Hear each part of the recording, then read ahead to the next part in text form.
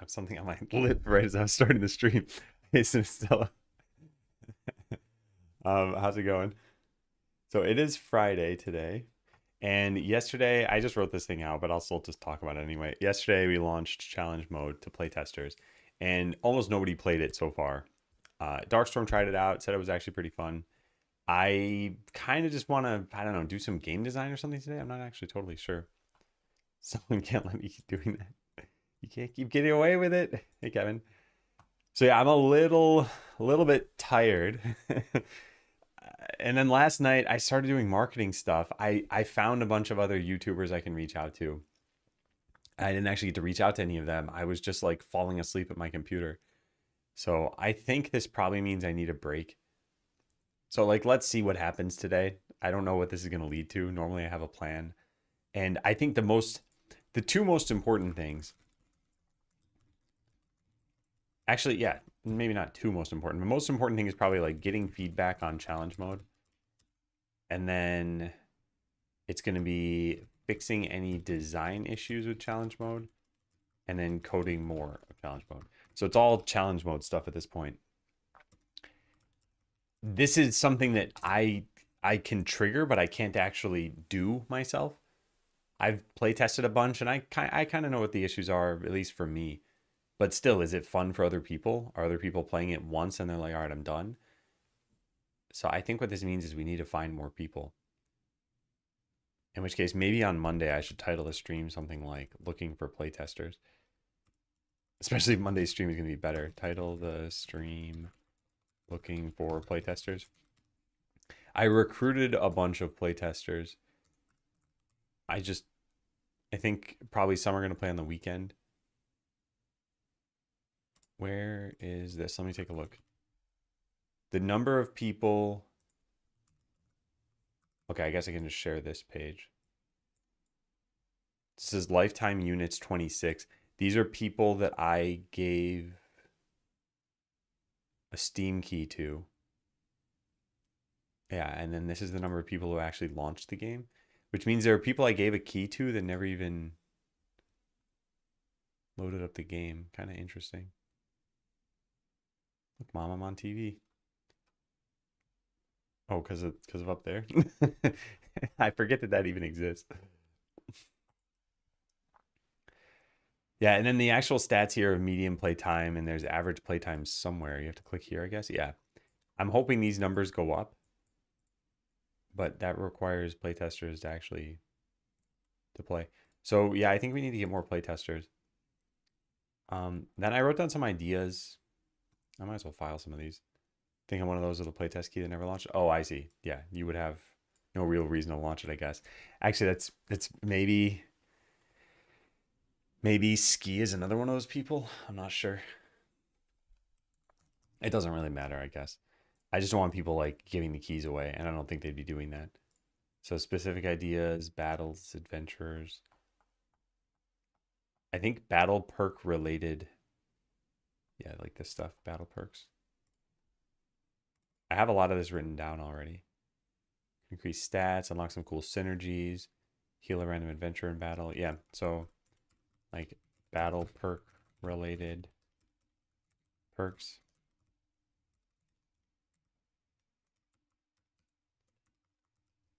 Ultimate reward for battle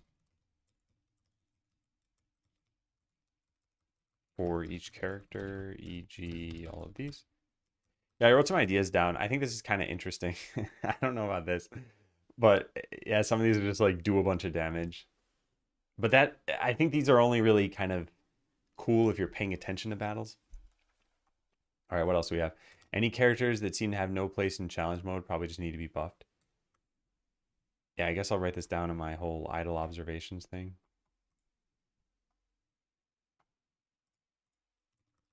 Any adventurers that never seem to have a place in challenge mode probably just need to be buffed. Maybe candidates I'm thinking of: Paladin, Mushy, Golem. Who else? I have them all listed out right here. Rogue Mage, those are fine. Yeah, maybe those. Witch Doctor, Spirit Caller, Warrior.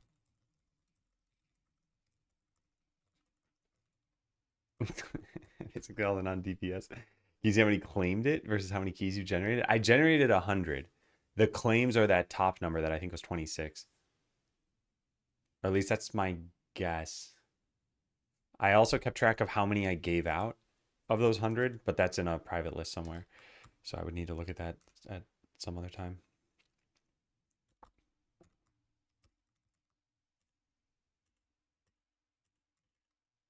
All right, where's the thing about events? Ideas.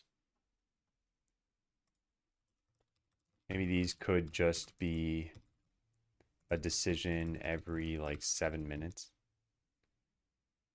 E.g. a super perk or a trade-off perk.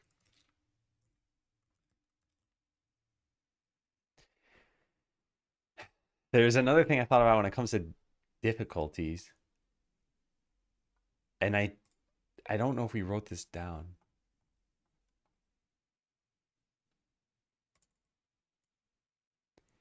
Yeah, the challenge mode difficulty system. I think I need to put some more thought into that.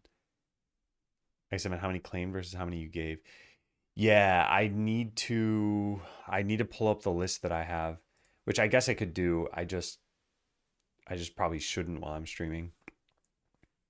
With that said, it doesn't make too much of a difference. If someone reached out to me and they're like, "Hey, can I get a playtest key?" and they just never activated it, that's fine. They're probably not going to activate it. But yeah, at some point, like I said, I got to kind of mobilize people. Okay, I want to talk about this because I think this is interesting. So let's go write this down. Where did I write the thing about difficulty levels? Was it this? Treasure room balancing? Run variance? At some point, I talked about having special challenges for each mode. And I don't know where that is.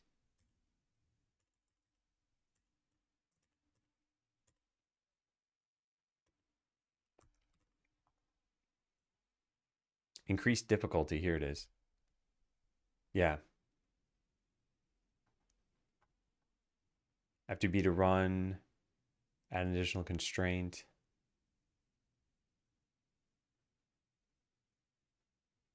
Could make it so that you get perks for adventures. This is already done. Increase cost. You have less time. Battle penalties.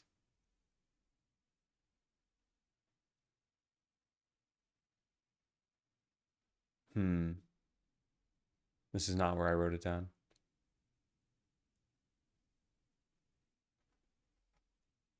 Yeah, this is not where I wrote this down. I wanted specialization specific difficulty modifiers. Yeah, here it is. Or maybe it's not. Yes, this right here. It was in ideas. Okay.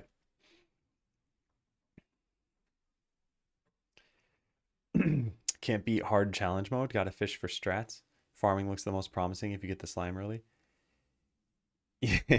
Thanks for testing it out, Darkstorm. Yeah, I wonder what the easiest route to beating hard mode would be. Because there's got to be like a best way of unlocking things. And I actually wonder, does the treasure room have to do with it? Although I think the treasure room needs to be revamped too. When I consider like what are the main problems of challenge mode, I think the stuff we need to prioritize for challenge mode, figuring out how to balance the treasure room, figuring out how to make runs different from one another, and figuring out the difficulty of the mode. This is kind of similar to the above. So I want to talk about this one for a little bit. So let's go pull this up.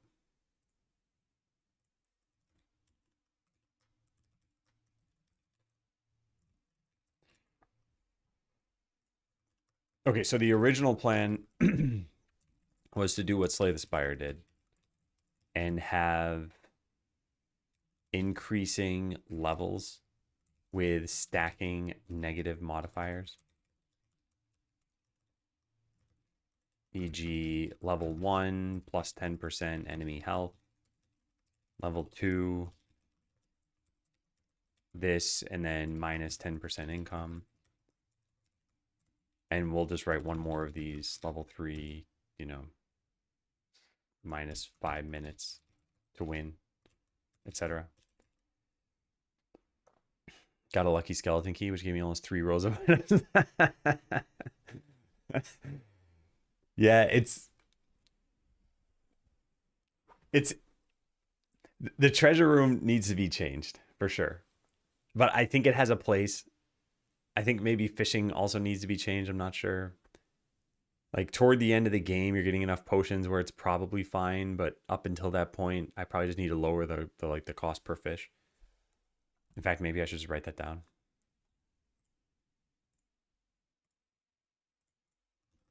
Probably need to lower the cost of each fish in challenge mode. It's 50 in the regular mode, but that's nuts.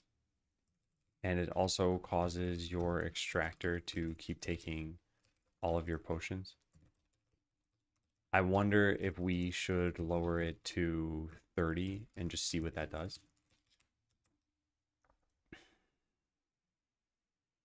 Okay. So the issue, we then added specializations. It made me wonder if there should be difficulty modifiers for each specialization. If there are, then I think the first level of each may not be very fun since it's just you learning what the specialization is about. But each one could be more unique and it could make completionists want to beat like 20 levels worth of challenges across 7 specializations. And if there aren't, then, well, yeah, I don't know.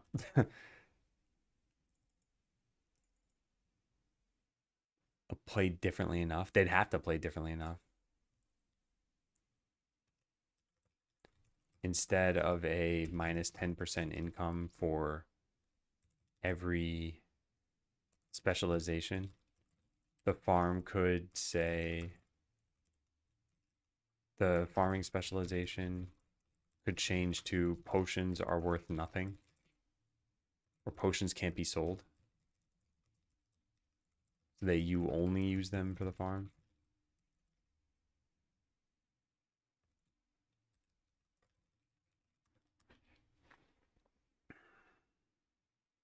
By the way, Dark, is there any other feedback you have on challenge mode? I know things are rough around the edges, but like, do you think?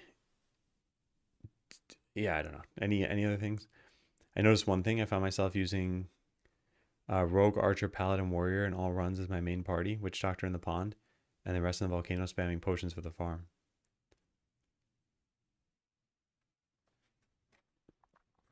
Yeah, interesting. Wonder if I should try a hard mode run.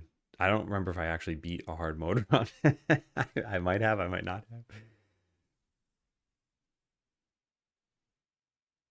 I think I did one yesterday that was like I did it on medium mode, but I think I might have beaten it on hard mode. Also, I wonder if are you turning off the extractor and the weapon grinder at the end of the run? Because for the last like 5 minutes, if you just sell all of the items you get, it's actually a lot of income.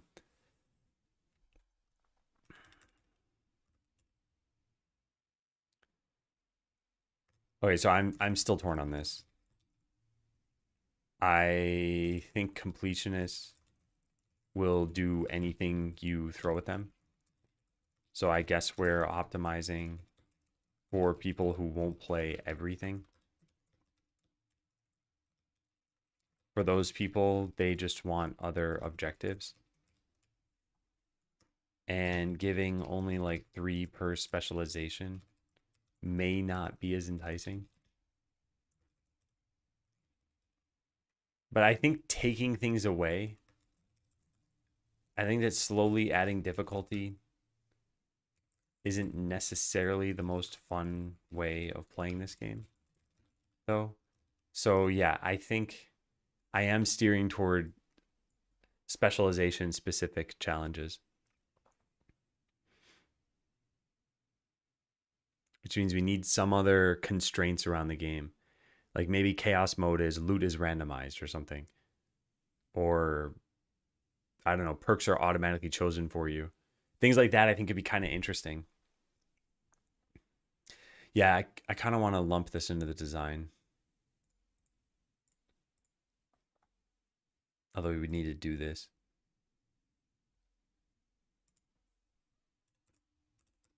Okay, so I think the best way to go is to vary the challenges for each specialization. Did I write this down?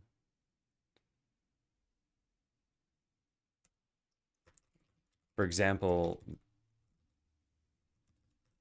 we do something like this, like chaos mode. Level 1 is, I could have sworn I wrote this down somewhere. I know I have it somewhere. I typed out like either level 1 and then a colon.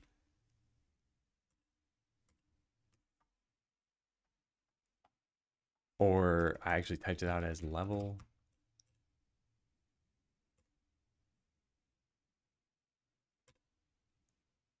No, I don't know where it is. Oh well. What are you gonna do? All right, so chaos mode level 1 is like start with +7 random perks. No special constraints. Level 2 is all new perks are chosen randomly. And level 3 is loot is chosen randomly. And farming mode could be something like level 1, start with the farm and a few farming perks. Level 2 could be something like potions only ever sell for 1 gold. And level 3 is, I don't know. Yeah, I don't know.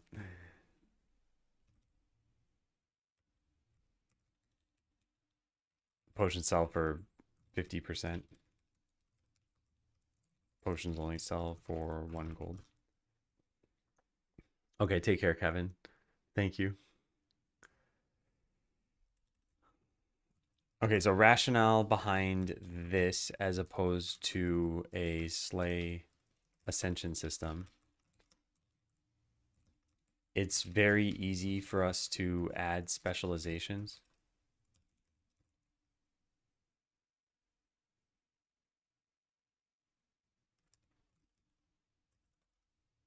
So we could potentially end up with a lot of them. And then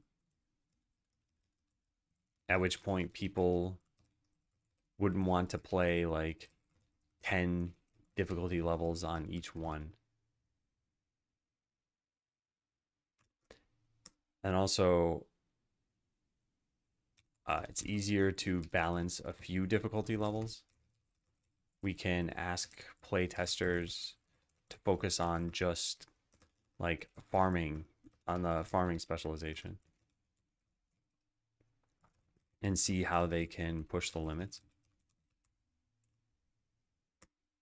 What else did I write down? Yeah. Slay's way of adding difficulty over the course of 20 levels makes you feel more and more constrained. It sort of saps the fun out of the broken builds.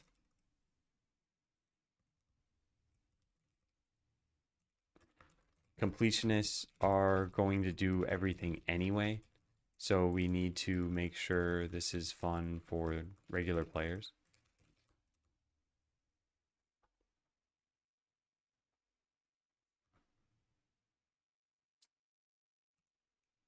And then by having specialization specific constraints, each run should hopefully feel different from other runs.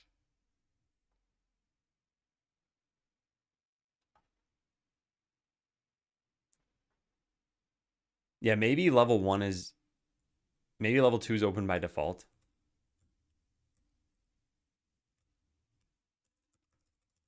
Maybe level 2 is available by default since level 1 doesn't actually change the game very much.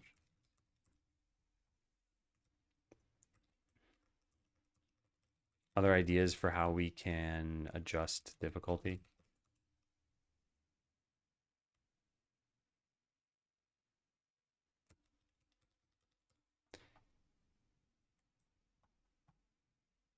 All right, cool.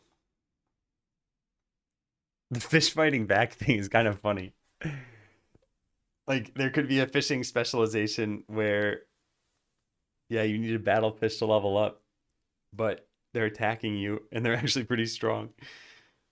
Maybe like each perk could be formulated as each perk increases the damage that fish deal. Hey, Matt. Okay, there was one other little note that I had about this. I guess this means that at some point, by the way, we're going to need to. My goodness, there's so much we need to do here. Oh, this is where I wrote it all down. Oh my God, I finally found it.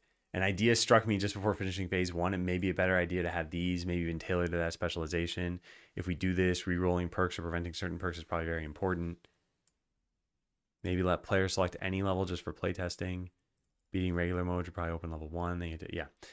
Okay, okay. Well, I already had this written down then, and I'll go save off the part of my design where I wrote this part down too. I started this process here. Okay. Yeah, I like this. I think this is good.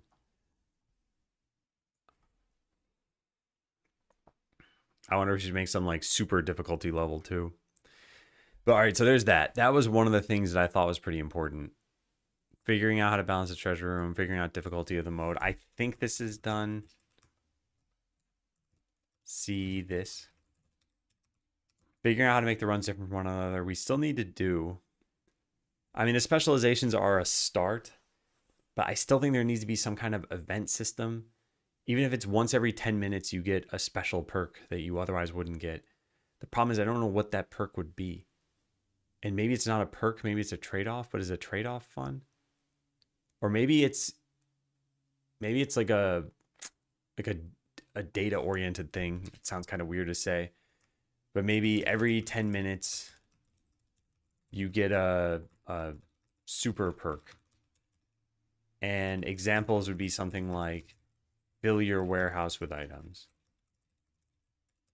Um, Fill your treasure room with chests and apply 3 keys each.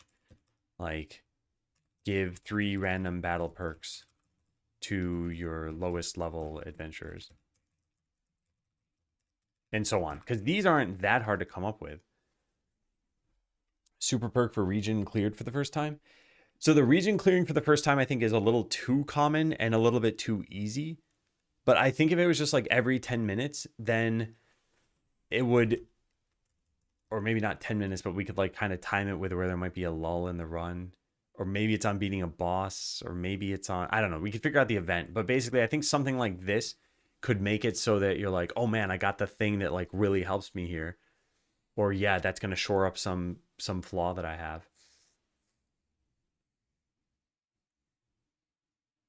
Yeah. Hey, Monetic Vine. Okay, I like this idea. I want to write this down.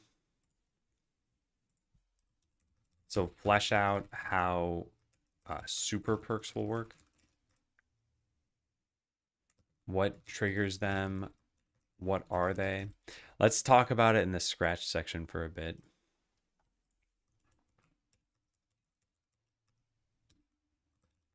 One of the primary observations I made as I was playing is that I wanted runs to be different from one another.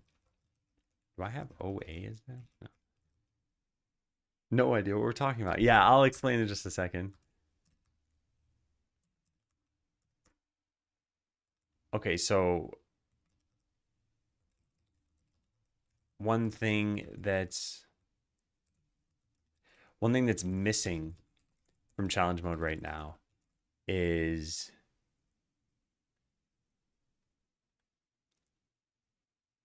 some kind of event that rewards slash punishes you for other decisions that you've made. For example, in Slay the Spire, there's a question mark room that offers gold to you, but only if you're holding a card with 10 attack or more.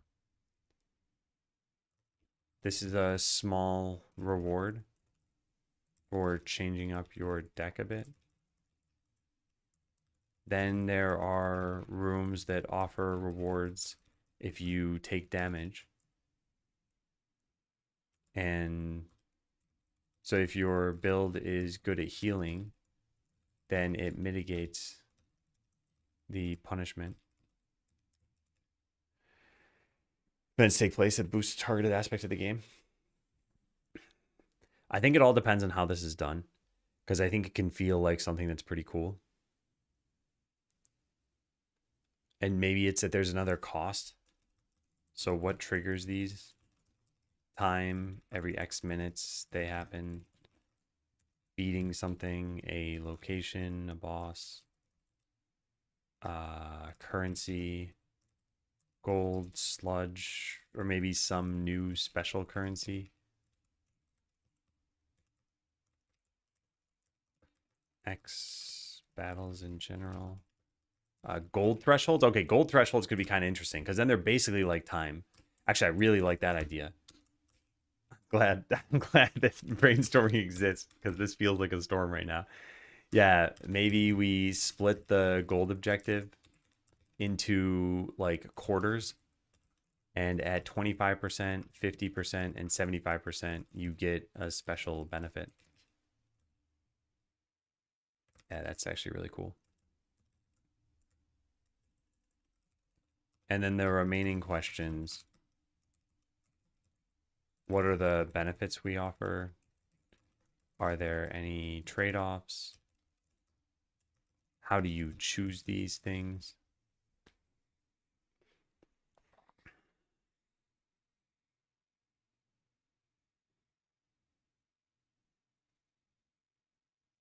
So there's no variance within a run right now. I think that's the real problem.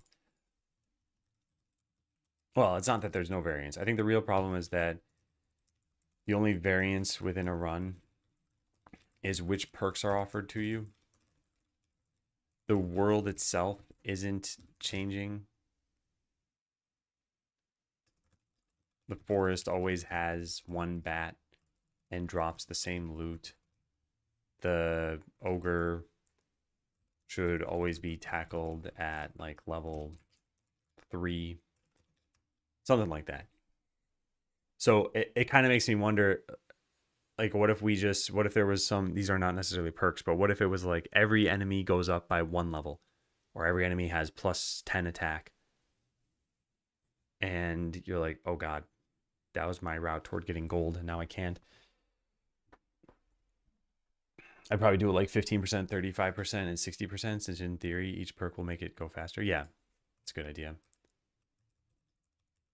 15%, 40%, and 75%. You get a special benefit.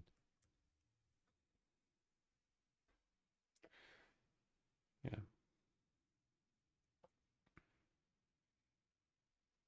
Drastically reduce the variance.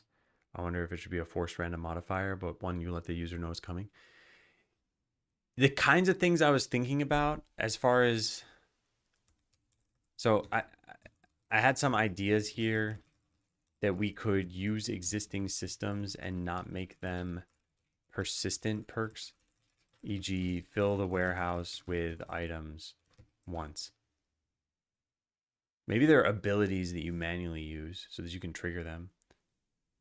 Fill the warehouse with items once, or apply 3 keys to all chests, or sell every item in a shop. These could be manually used actions, essentially consumables that you trigger at some point. That makes the most sense. Win every ongoing battle. Yeah, okay, I like that idea. I like that idea a lot. And then you choosing when to trigger them could also be interesting. I guess the problem then is, do we have enough ideas for this that it could be an interesting choice if it's a choice? Because it doesn't have to be a choice. It could be that we give you this, fill the warehouse with items once, and you're like, oh, okay, I got this. So now I can use it at my leisure. I'm going to use it. I'm going to use it once I've fully upgraded the warehouse. But by saving it for the end of the game, when you have a fully upgraded warehouse, you're only helping yourself toward the objective. If you do it at the beginning of the game, you might be helping yourself get more perks, which could then snowball. Yeah, this idea is really, really interesting. I like this. I like this. We could even just give you one of these randomly rather than have you choose. It would simplify the UI and then maybe alter your decisions. Yeah, I think that's pretty interesting. Hey, Karada. Spaces in all the right places.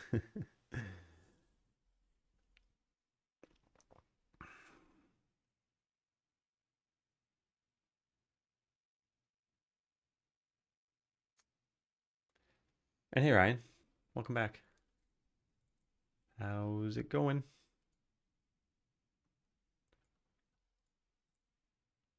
So is this system sufficient now? I think that's the kind of question that I have here. So let's say we did come up with 10 of these things, or 20 or 50, or like we were like, that's not the problem. The problem is not coming up with these. We come up with these so easily. They're super simple.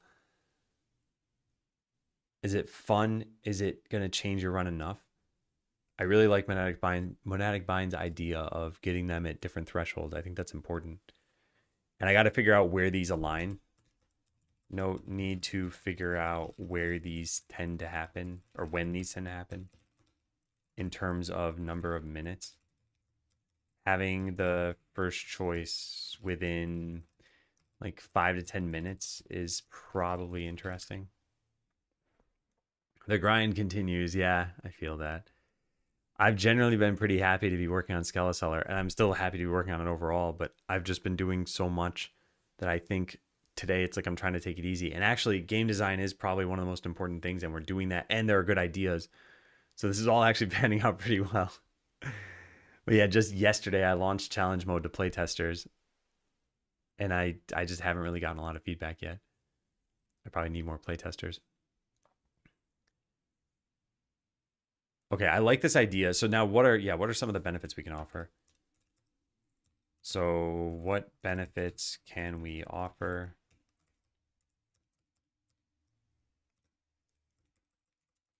All right, let's write all this stuff over here.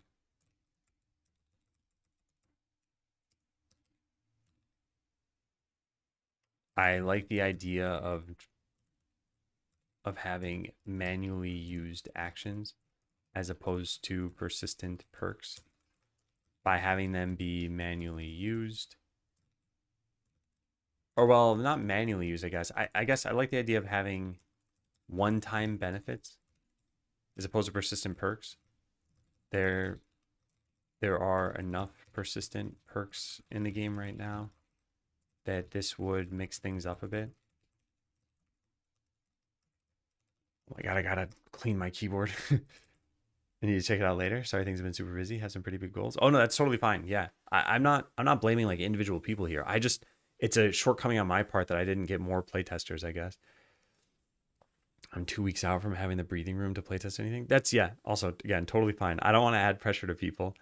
I want to add pressure to myself to find more playtesters because let's say this was super important. This is showing a sort of flaw in my system, which is that I wouldn't be able to get that feedback quickly enough.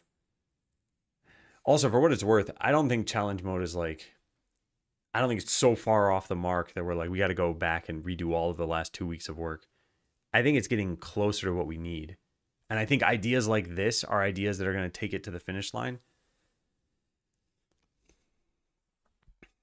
So, yeah. I like the idea of having one-time benefits as opposed to persistent perks. There are enough persistent perks in the game right now that this would mix things up a bit.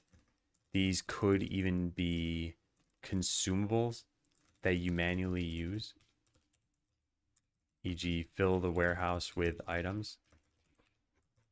If you fill it at the beginning of the game, then maybe you're only getting 16 items, but you really need the money. If you fill it at the end of the game, you may get 64 items, but then it's only helping you toward the goal, which is slightly less fun, I think. All right, what else? What else? What else? There was something else that we had here. Yeah, so I guess both of these were starred. And we could give you these perks randomly rather than having you choose. It would, yeah, this stuff. It would simplify the UI and maybe alter your decisions. And probably have a greater impact on your decisions. E.g., I got the fill the warehouse benefit, but so now I need to upgrade the warehouse. As for specific ideas, yeah, so fill the warehouse with items, apply 3 keys to all treasure chests, sell every item in a shop, in all shops, win every ongoing battle, grant, I don't know, 2 battle perks each to your 3 lowest level adventurers.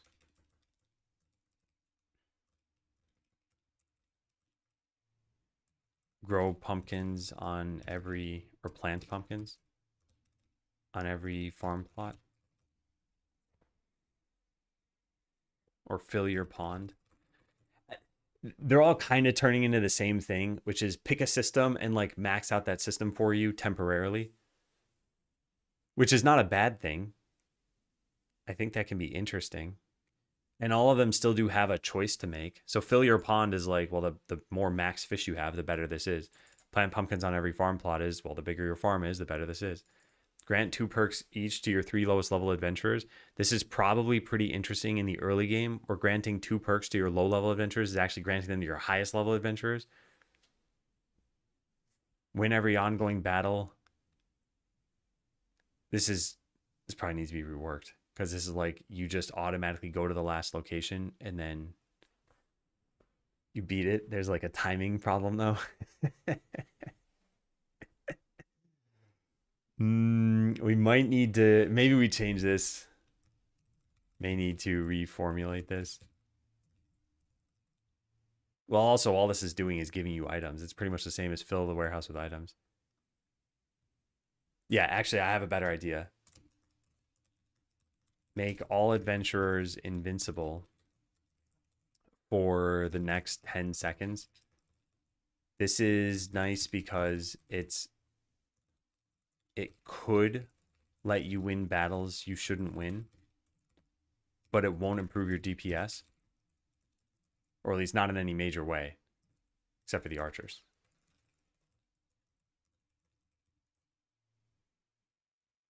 Well, yeah, I'll just say it won't really improve your DPS.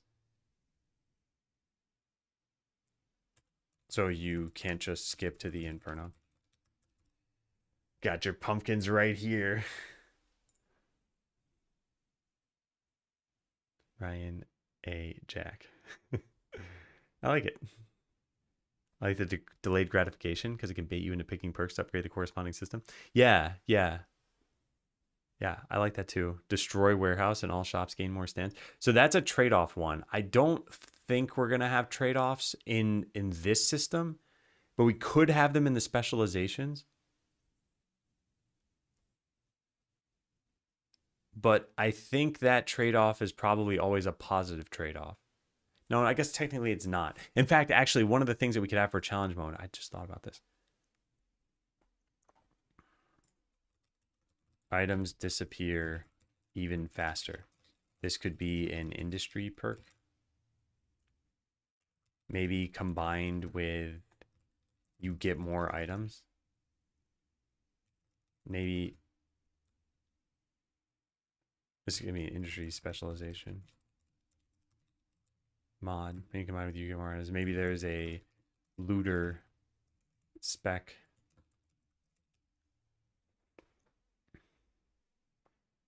Sounds like a terrible perk. Do zombies count as adventurers? They don't count as adventurers. But wait, what are we talking about that's a terrible perk? Oh, this? Make all adventurers invincible? Yeah, I'll just write. Need to think about whether this is... no, I think it's fine. I think we'll just say that's it. Well, whether this affects summons. I don't think it matters much.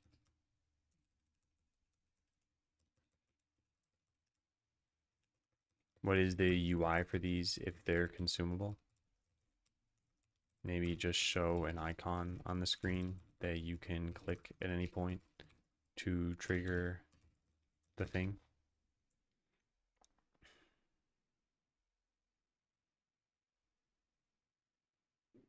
Yeah, this is a kind of cool idea. What else could we do here? Maybe this is where all of the events come in. So there could be like customer flood. Give 5 customers or like 5 customers, maybe even 10. 10 more customers will enter your town and stay until they've purchased X things or stay for Y time. This is pretty similar to just auto sell every item in all your shops, except for the customers might be slightly better. And either way, if you're not picking these things, then it doesn't matter if they're pretty similar because you're not picking. So there can be some overlap. The only time you have to be careful about this, though, is if you've got, like, let's say you've got 10 ideas and let's say 3 are similar. So now you have like 7 unique ones and then 3 in the same bucket. So it does feel like you're kind of getting the same, whatever's in this bucket, you're getting those more often. That's the only real problem, I think. But they're all going to be kind of similar. I mean, there are ways of you getting money or items or your adventures to be better. Maybe there's like grant 3 random town perks. This is interesting in that the longer you wait, the more it'll target it towards specific perks that are still left. This probably means you want to use it immediately. Oh, you know what it could be? Oh, man. Oh, here's a great idea. Maybe it's better framed as choose all 3 town perks offered. It's like a meta perk option that you wait until you see awesome perks offered all at once. Yeah, that's really interesting. Okay, I like this system. I like this system a lot. So again, the question is, does this help differentiate runs?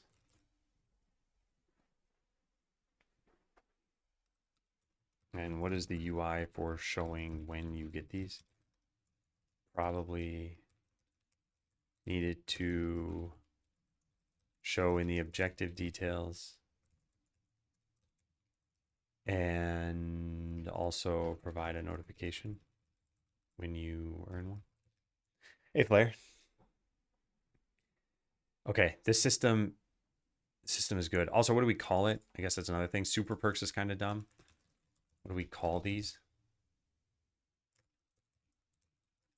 isn't great. I'm thinking, what are they? They're kind of like spells, and that they do something, and it's probably magical in most cases, because how else does that make sense? And they're not all even used the same way.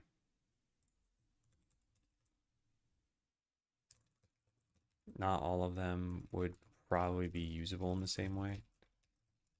E.g.,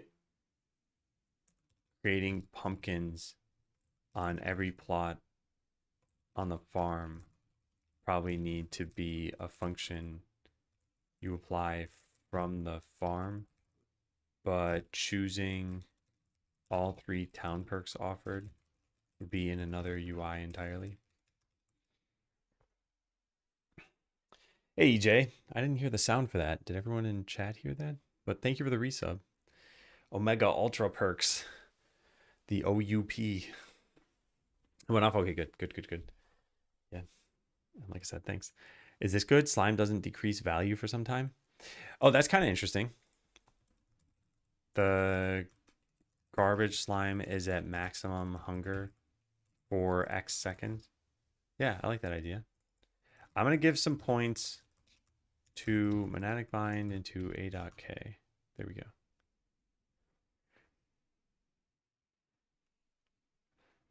And hey, Kobe Dev. Better debug it for the next hour. You got me. There's no search on this, so you just need to type it in. You have 1 point. Good job. Hey, Ramy.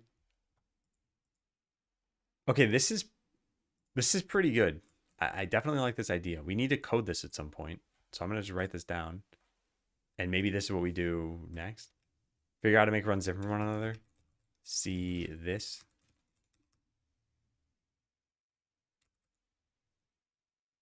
And then figure out how to balance a treasure room. So let's leave this for now and let's talk about the treasure room.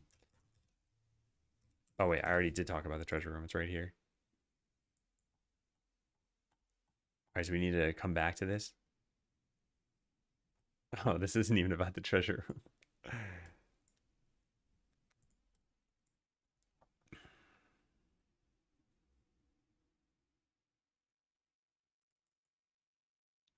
Yeah, I gotta copy this down somewhere.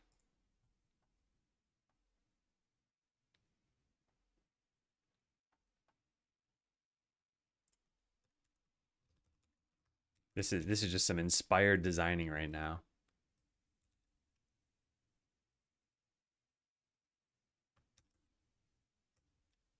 Yeah.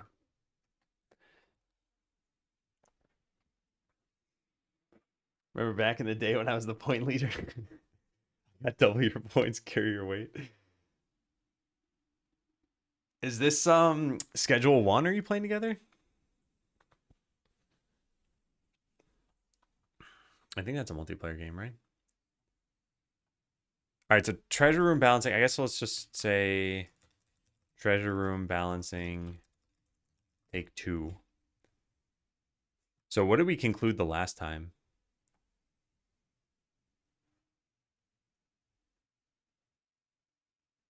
None of this seems to be related to treasure room balancing. I think I just started randomly writing things down. Yeah, I did. I definitely did.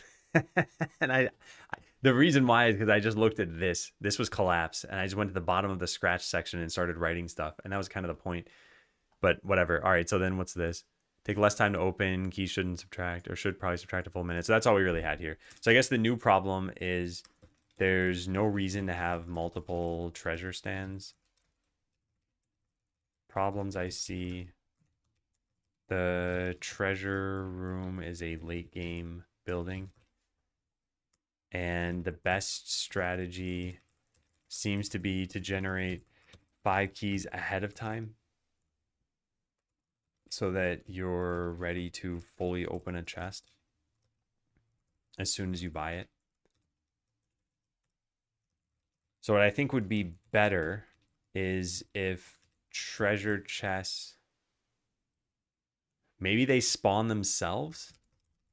Maybe it's better if treasure chests cost nothing. or a nominal amount, like 10 gold. This isn't a game. This is life. This is how it all starts. Everyone's like, oh, haha, they're joking, but they're not joking. EJ's taking a private jet, flying to Ramey every week.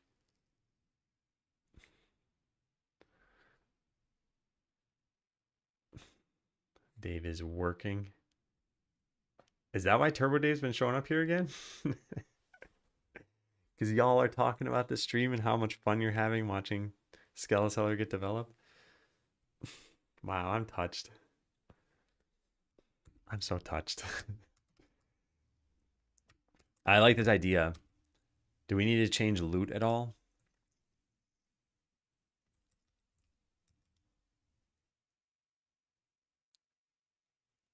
Maybe. I wonder how we would do this. Do you want the chest to be something to invest in early, or should they have a high bar of commitment before gaining the benefits? Well, right now, there are only 5 buildings that you can get. No, 6 buildings. There's the farm, the pond, the treasure room, the warehouse, the garbage slime, and the enchanter. And these 3, these are like, what do I say, like progression, battle progression buildings, battle power buildings. And then this is just for storage. This is a little bit of everything, and this is for making money. Anyway, so the treasure room is supposed to be for getting some power and some health on your adventurers. And if you did get it early, right now, there's just nothing you can do. It's like a ludicrous amount of gold. Right now, the cost for a chest is 150 gold, and each key is 50 gold. And you would typically want 5 keys. So it is 400 gold per chest to actually get the most out of it. And that's ridiculous. Like, the amount of money to win is 7,500 gold. So of the 7,500 you have to earn, how much are you going to spend on treasure chests? Like 800, 1,200? Okay, I'm definitely not hearing these things. Thank you, Funky Monkey, for the resub. I'm a part-time DIYer / home renovator now on top of my full-time job, so I don't get as much time to tune in. Hope you're good and Skeleseller's keeping you busy and fulfilled. Thank you. And yeah, it's going pretty well. Can I take some time to show you what we've been working on here? Congrats on getting to spend all your time and money on a home. Oh, man. Yes? Okay, cool. Yeah, let me open this up then. Just moving the chat around. So what we've been doing has been challenge mode for the last, I'd say, 2 or 3 weeks. Like, the idea didn't even exist until about 3 weeks ago, or at least not in this form. So the way that it works, and please do excuse the UI because I try to get this available as fast as possible to playtesters. Why is this not launching? Oh, there we go.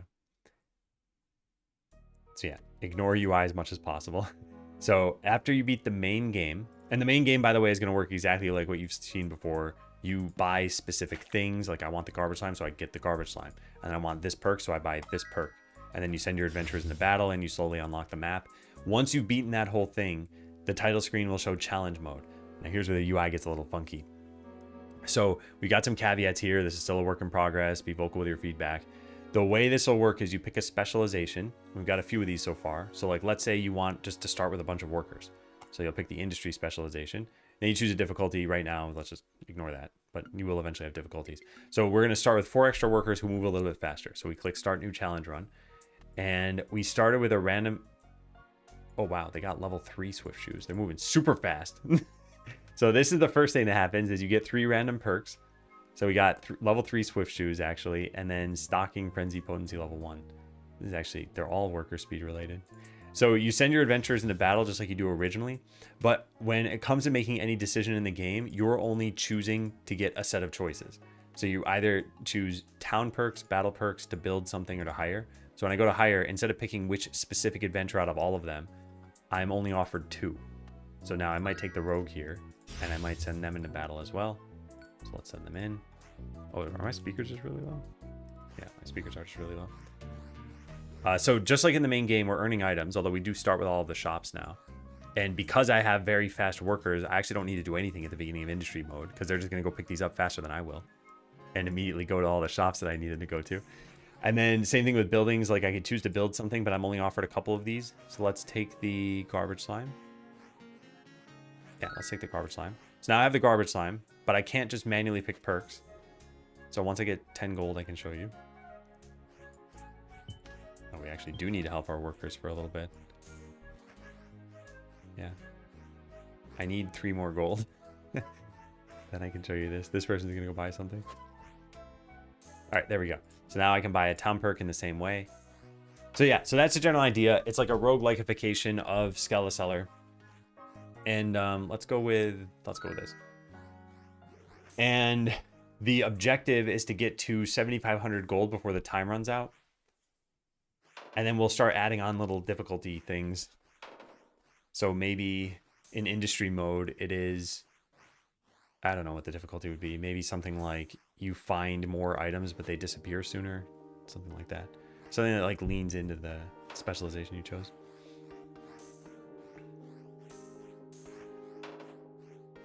Yeah. I feel attacked and also seen. I have a cheat screen to give 10,000 gold, I guess. Yeah. Which would have made me win. So what I can do is this. Neat. We can get even another worker.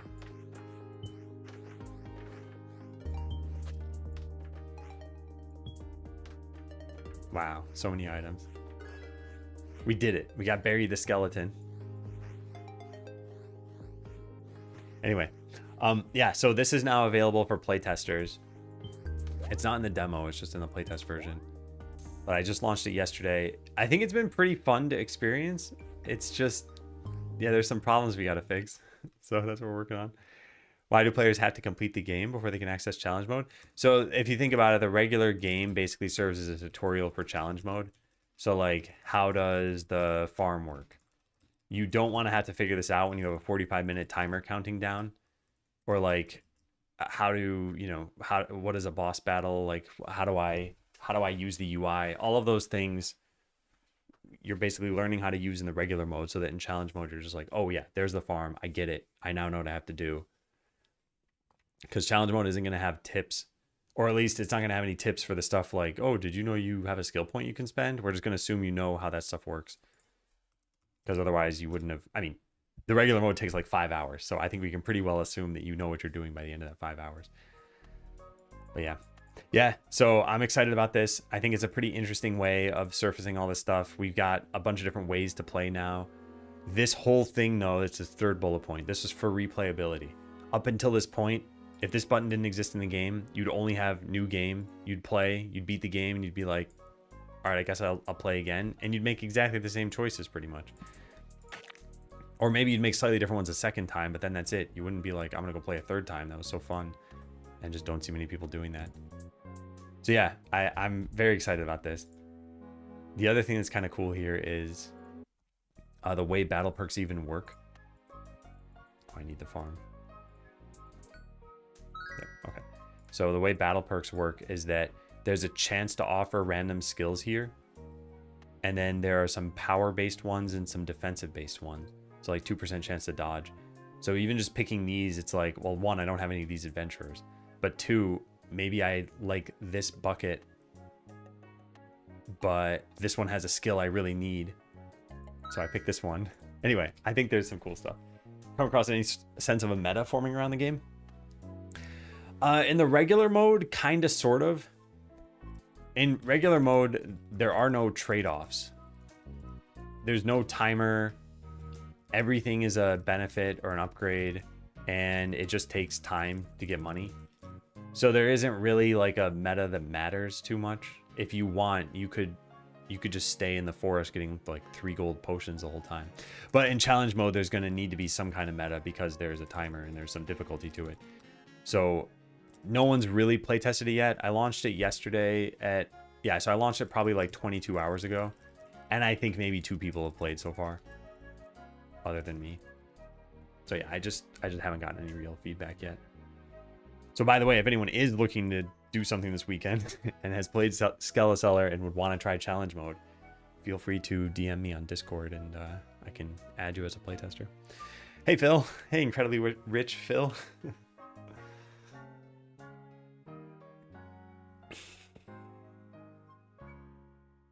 I am poor now. I'll eventually refund those points. Then make a redemption that's like 100,000 points. So yeah, I think we got to lower the gold cost for this, but we got to be careful because I guess problems. There's no reason to have multiple treasure stands. The treasure room is a late game building due to the high gold cost, and keys are only obtained from weapons, which not only cost a lot of gold, but aren't that abundant. Yeah. To buy a mansion only. All right, I should make like an I have a moderate level of point wealth. Although it has the same visibility as the big one.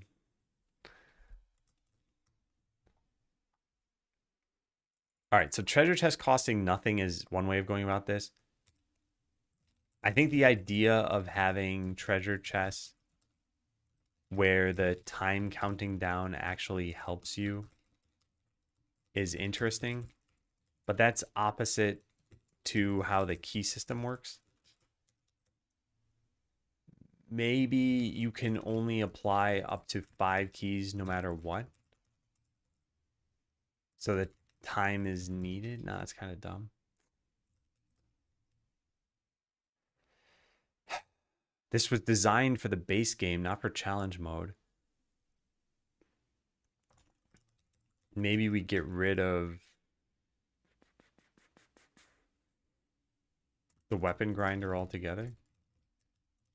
And keys just spawn every so often. Okay, this I could kind of see being a thing.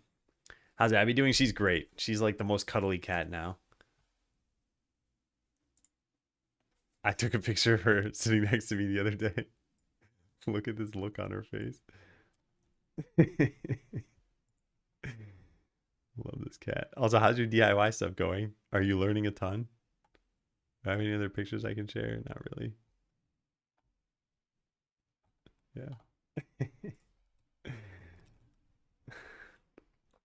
Makes the chest get bigger rewards based on time ticked down.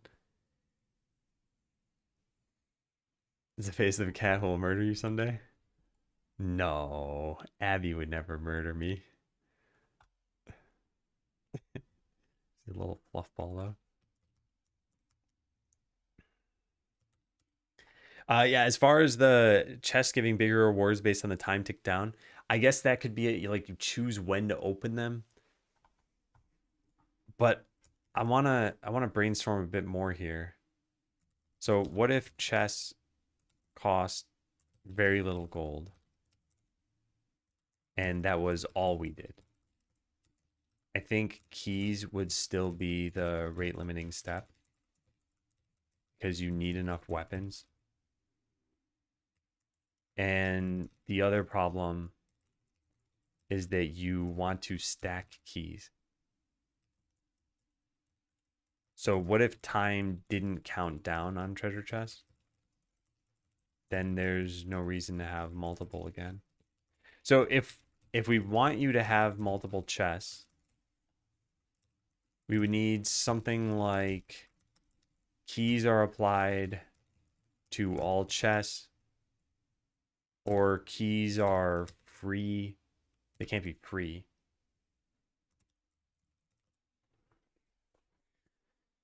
They all get that stare.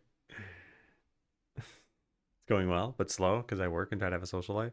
Consider myself a plumber, carpenter, junior electrician now, so that's good. Laying new flooring in the entire downstairs. Wow, man, that's crazy. Also, I think that gives you quite the sense of accomplishment, more than EA could give. Just knowing that you sort of help build up your place, that you now have the skills to fix those sorts of things. It's like very little can break around our place that I'd be like, oh, I know how to fix that and I'm going to take care of that myself. So most of the time something breaks, I'm just like, oh, I don't know what to do. Guess we need to call somebody. And yeah, it is limiting. And yeah, that's also not how I want to spend my time, I feel. Yeah, save a bunch of money on labors. Yeah. Yeah. And then if your friends ever need help or something, Well, I guess there's a limit to that too, right? But you could at least offer expertise, and they buy you a pizza or something. Get a lot of pizzas. Keys are applied to all chests at once. Keys are free. This couldn't work since there needs to be some like mini game in opening chests. Maybe, well, no, it could work, I guess. We would need to give these out on a timer, though, in which case you still wouldn't want to open multiple chests. Okay, I have another idea. Oh my God, I don't know why I didn't think of this. What if all chests already contain the maximum amount of loot and you just need to lower the time?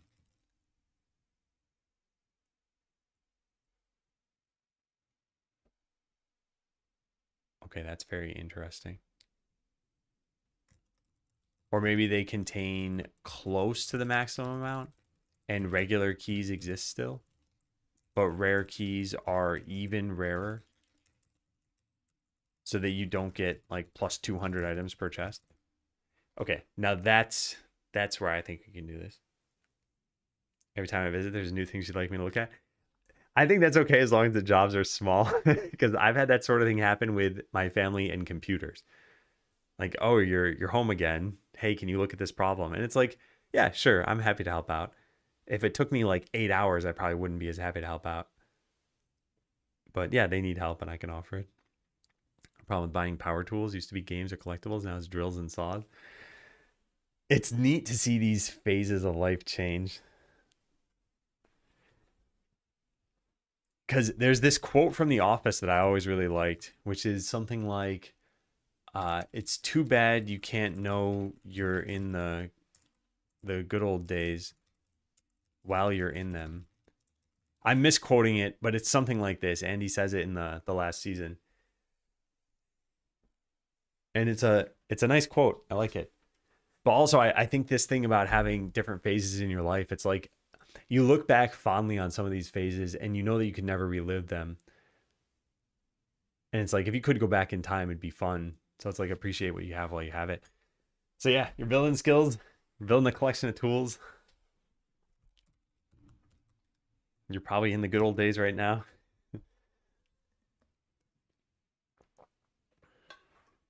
Okay, this is a really interesting idea. Contain the max amount of loot and you just need to lower the time.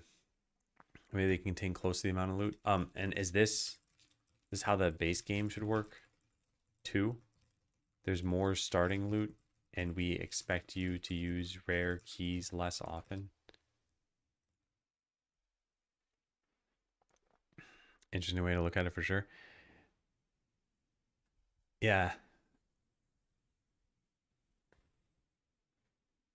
I've realized more and more that how you talk about things definitely shapes your mentality about that thing. So that you can have the same set of circumstances as yourself. I'm not talking about as someone else. You could have the same set of circumstances at like time A and time B, and just how you look at it will make you perceive it differently. Sorry, how you talk about it will make you perceive it differently. How you look at it is how you perceive things. But yeah, your language affecting you, I think, is very interesting.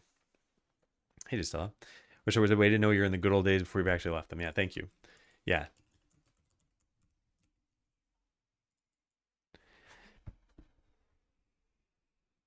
I was like that.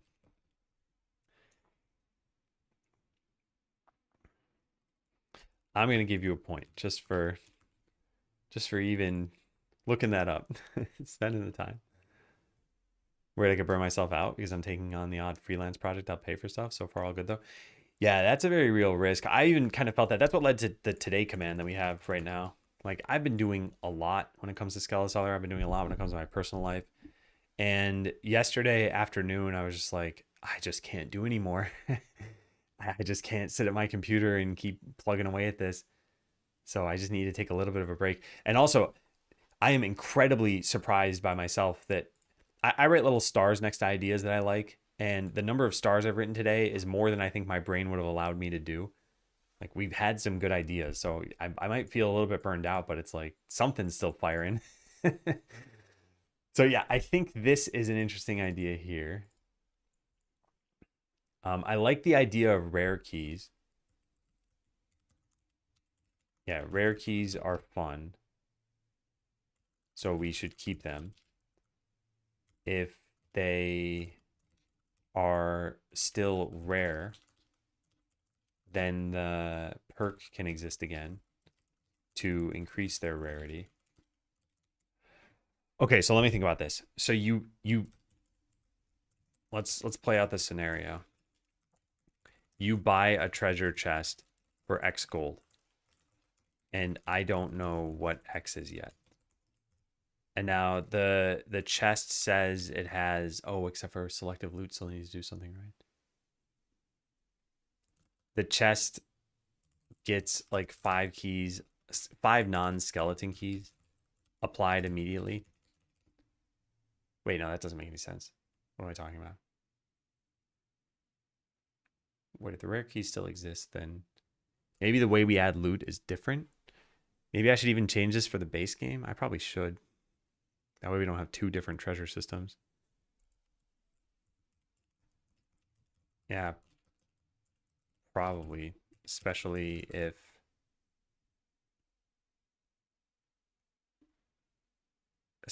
the regular mode is supposed to be a tutorial or challenge mode. So the chest gets filled with loot from the get-go, but still has a 5-minute timer. And then rare keys are much rarer. Maybe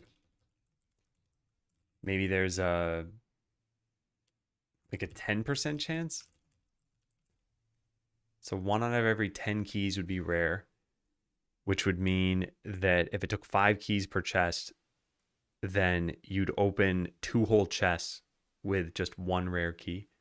Except for you probably wouldn't be getting that many keys anymore. You probably need to make keys cheaper too. Anyway, whatever. Maybe there's a 5 to 10% chance. I don't know. We figured that out.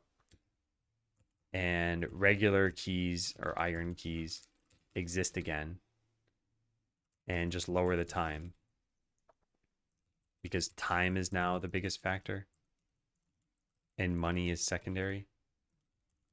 Whereas in the main game, money is the biggest factor and time is secondary.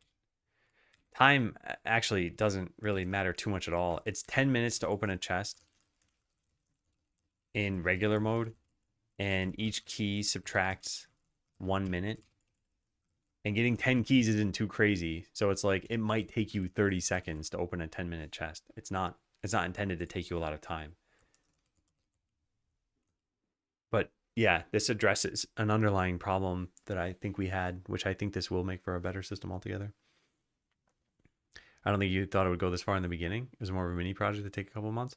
Well, it was supposed to be a full game that took a couple of months. So in that sense, I guess it was kind of supposed to be a mini project. And this is just what game design is now, I guess, is that it's hard to pump out a game super fast.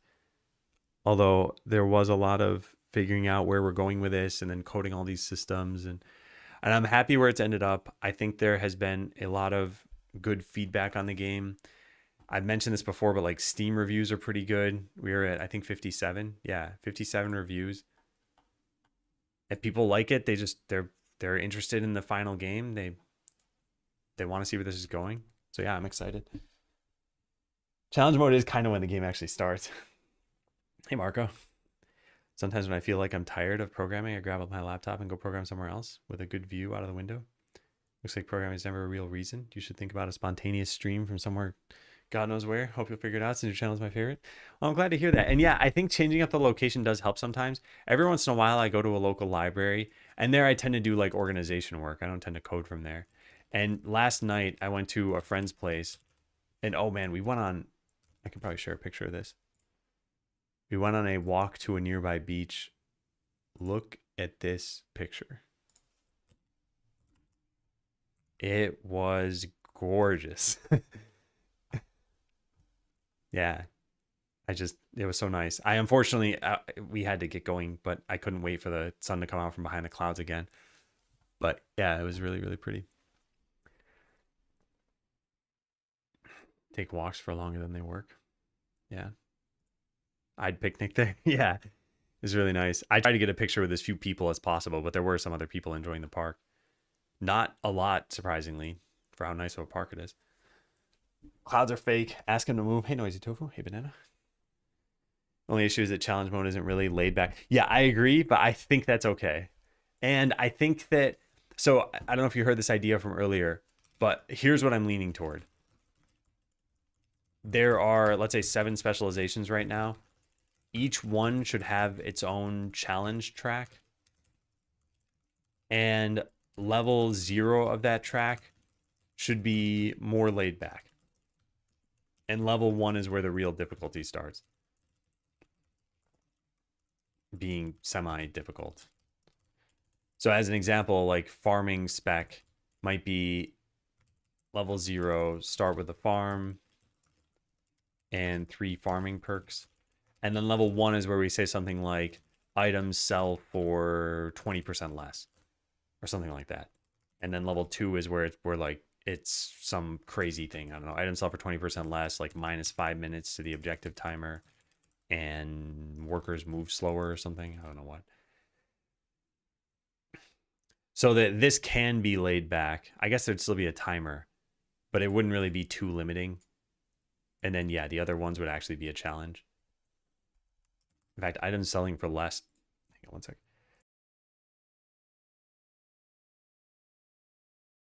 Oh, that came out of nowhere.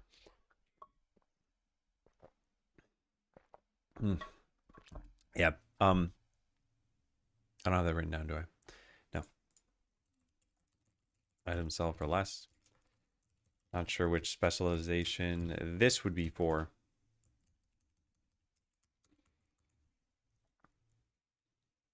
All right, so you buy a treasure chest. The chest gets filled with loot from the get-go. Rare keys are much rarer.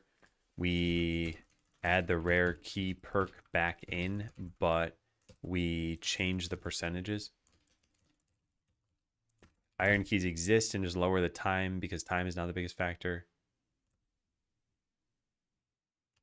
Yeah, so let's go into the base game. Take a look at this. I hope folks would know what they're getting into. Yeah, and that's the very reason we called it challenge mode, because originally I was thinking of calling it chaos mode or something, and I'm like, that doesn't communicate that it should be a little bit difficult. But yeah, it will not be laid back. Like the main game, you could take 7 hours beating it and it would be fine.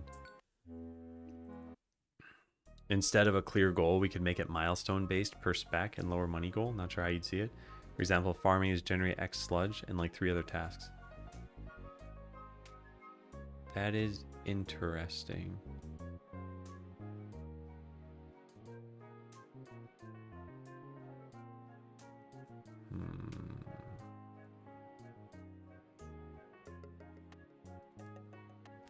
Because for farming, it might make sense to have sludge be a goal, but I'm wondering if you're in like the warehouse spec, is it just like max out the warehouse?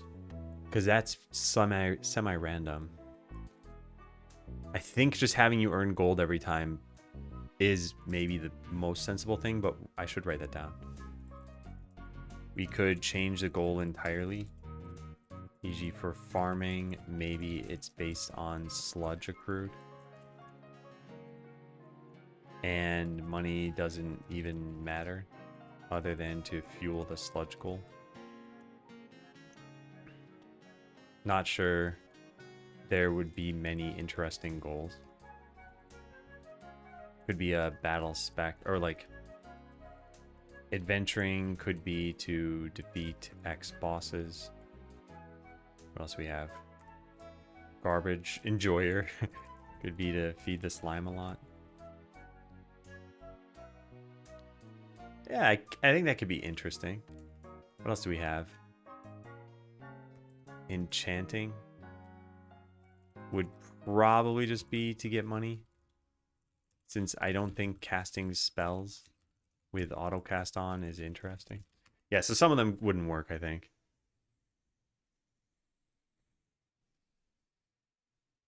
But other ones would. And for the ones that it would, we could just do it for those.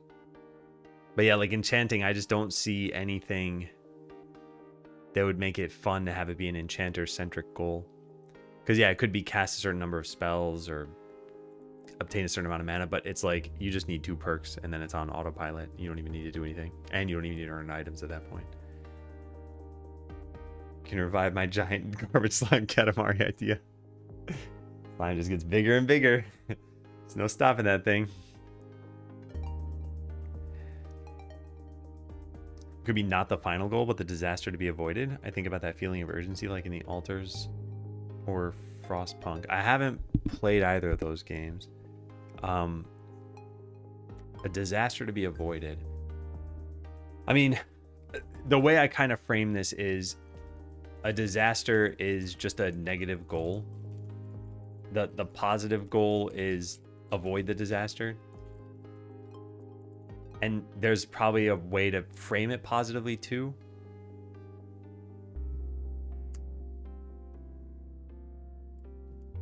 But I don't think we need that. What am I working on today? I've always got the today command that I keep up to date. Now, with that said, we've been doing game design. Hey, McNuts, welcome in. Yeah, I've been doing game design today, and actually we've come up with some pretty good ideas. This one I want to let percolate a little bit more. I like this idea. I want to think of how this works for challenge mode, or sorry, for regular mode. So chest gets filled with loot from the get-go. It still has a 5-minute timer. Rare keys are rare. So how much, I guess my questions are like, how much do chests cost? How much do keys cost? How does this work outside of challenge mode? Hey, friends. Would removing the chance to reset or remove and reassign skill points be good for higher difficulty? Yeah, that already exists in the higher difficulty right now, or in challenge mode completely. The way that it works is any skills you get are now randomized. So if we look at our adventurers, like we got this skill, Solidity. We don't have buttons to reset or to assign. We never get assigned a skill point. The way that it works is when you choose a battle perk. Give me a sec. Ignore that.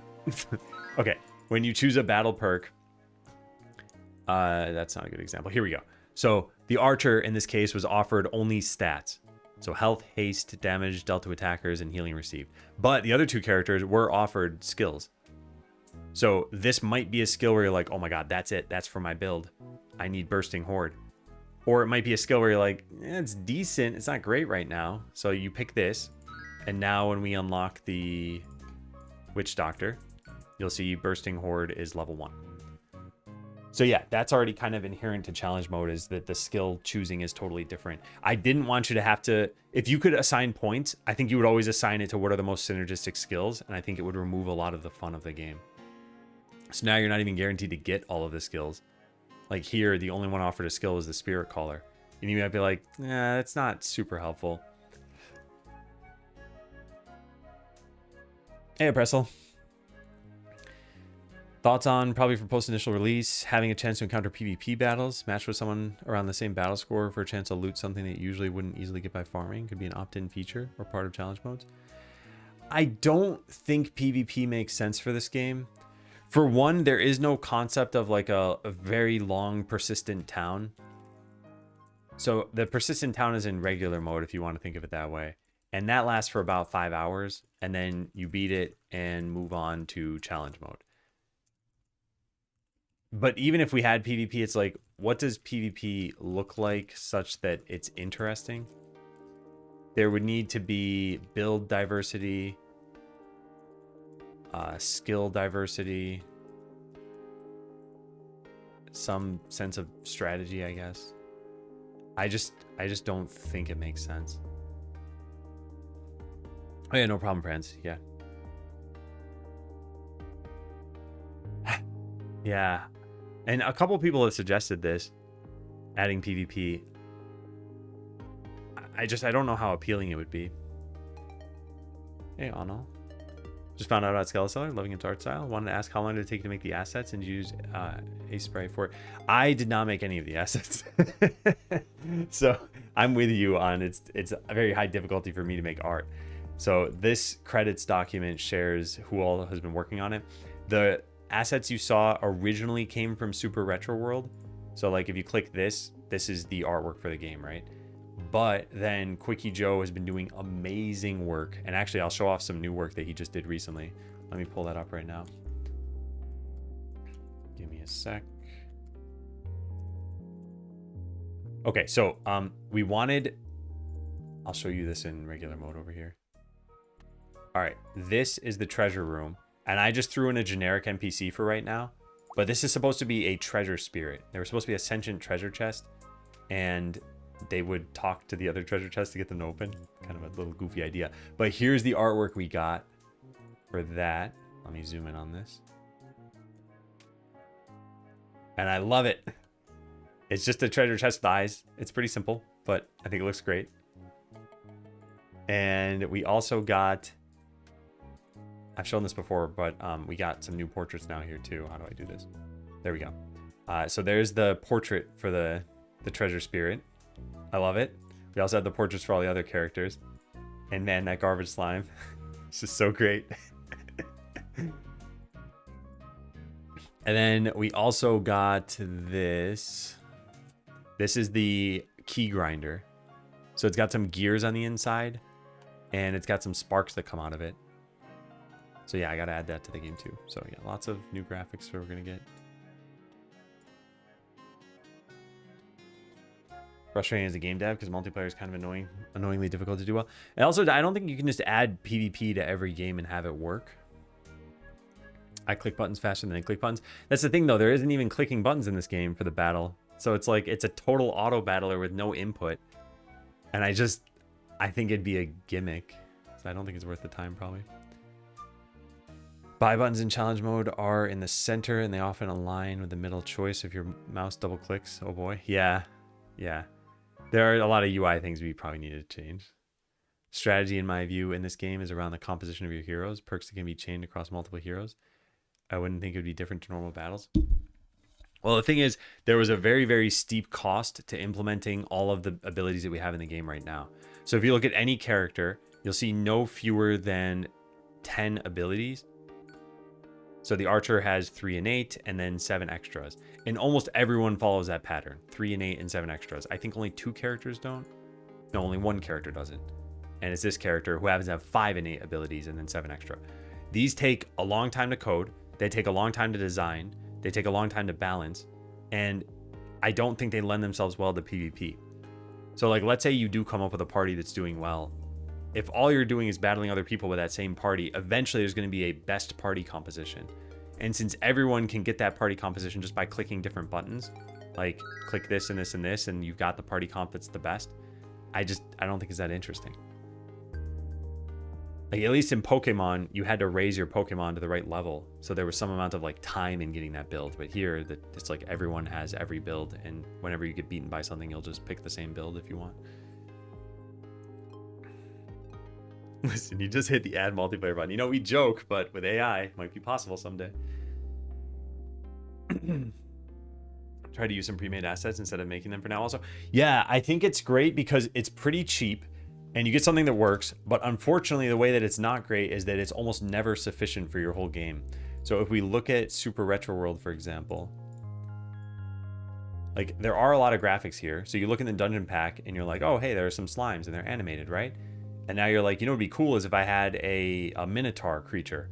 And it's like, oh, well, they don't have one, too bad. So now you have to go hire an artist anyway. But it still gets you much farther than you would have gotten if you're not good at artwork. Or yeah, same thing here. Like they're slashing swords around. Now I want an axe. Well, maybe an axe looks different when you swing it. So back to the literal drawing board. So yeah, that's where Quickie Joe came in and made a lot of extra artwork for this. So all of the adventures that you see are custom. Every single icon in the game. I just mentioned how each of these have 10. There are not 10 unique icons for every character, but they're pretty close to 10 for every character. So that's like 100 icons made for that. The perks themselves. Here we're using the apple core just because it was a lot to get the other icon. But yeah, I think pre-made artwork is pretty good for getting started. Also, AI art can be a better placeholder than programmer art.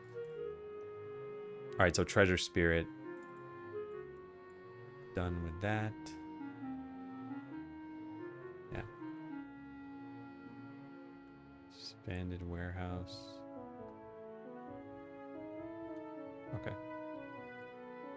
What was I going to do? I was going to look at the treasure room, and I was going to do something. What was I about to look at? Oh, yeah, what are all of the perks? So selective loot, that's still a good one. Auto opening. This is not very interesting for challenge mode, I think.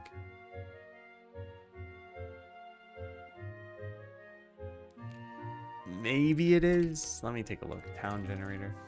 I didn't add this in, did I? No, I said it wasn't interesting. Yeah, I don't know if it's interesting for this. Maybe we keep it, maybe we don't. All right, special keys, definitely interesting. Auto purchasing, probably not interesting. Yeah. More treasure sands, definitely interesting. And innate keys, definitely interesting. So this would be start with less time then.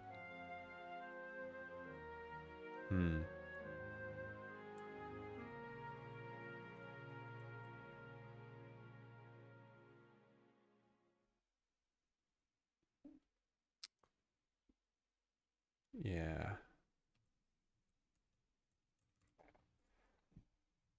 Okay. Yeah, I want to think about this a little bit more, but I like the ideas that are here. So I'll write that we need to design that.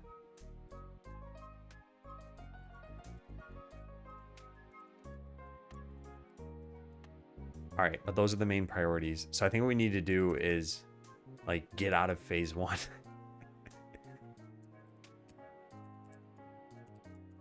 I need to manage this to-do list and finish designing the treasure room, super perks, and difficulty modifiers.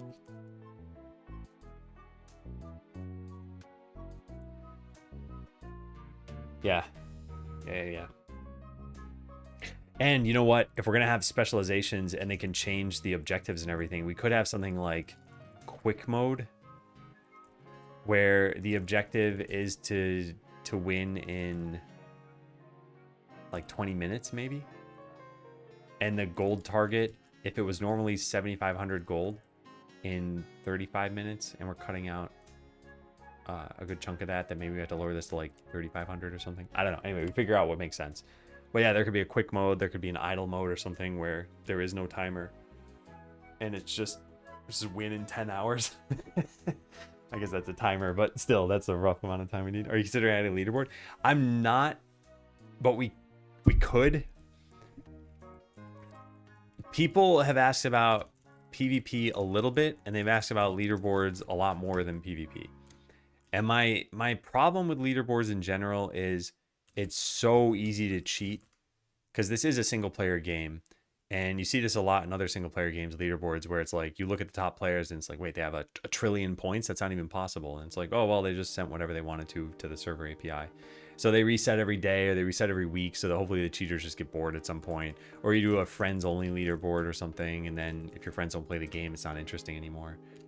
So yeah, I don't know how much this is needed. The other thing too is gaming communities are now like very easy to prop up. So maybe there's a Discord somewhere, maybe there's a subreddit where people are posting these sorts of things and they just sort of make a leaderboard themselves anyway. So that's what's been my hesitation around adding them. Now, we could still add them. We could still try to work around this stuff. It's just, it's not a high priority is all. Okay. I think this is reasonable. This is already kind of done. Support community-driven leaderboards. I think the other thing too is it generates more than just a number. People might talk about, wait, how did you do that? How did you get that strategy? And actually, that's kind of what's happened already. We don't have a leaderboard for damage dealt in a battle, or how many times you've beaten a particular boss. But people on Discord have done this anyway. And what was the most recent thing? When people, there's a very broken strategy in the game right now. But then someone left the game running overnight and they got to like 700 wins against the ogre. This is ridiculous. But yeah, that's the kind of thing that generates some chatter about the game. Hey, Wanakas. Okay, I think I want to take a bit of a break. I don't think we're going to do any coding today. I think we're going to actually do music production in a bit, because I do want to work on the 4th soundtrack. I really want that in the game. Yeah, so this is listed. I got to do this. I'm going to do this in the evening probably. And then asking for playtesters in a Steam post, I think would be good to do. I don't know if I should make a video or something. Steamers allows you to make leaderboards. Yeah, I'm still torn on this stuff. All right, so I think what we're going to do is take a break and then work on some music for a bit. So let's turn off the music that's already playing right now. It's going to be just polished stuff. I already have the track mostly done, so it's not going to be... I probably won't even grab a keyboard for this, maybe.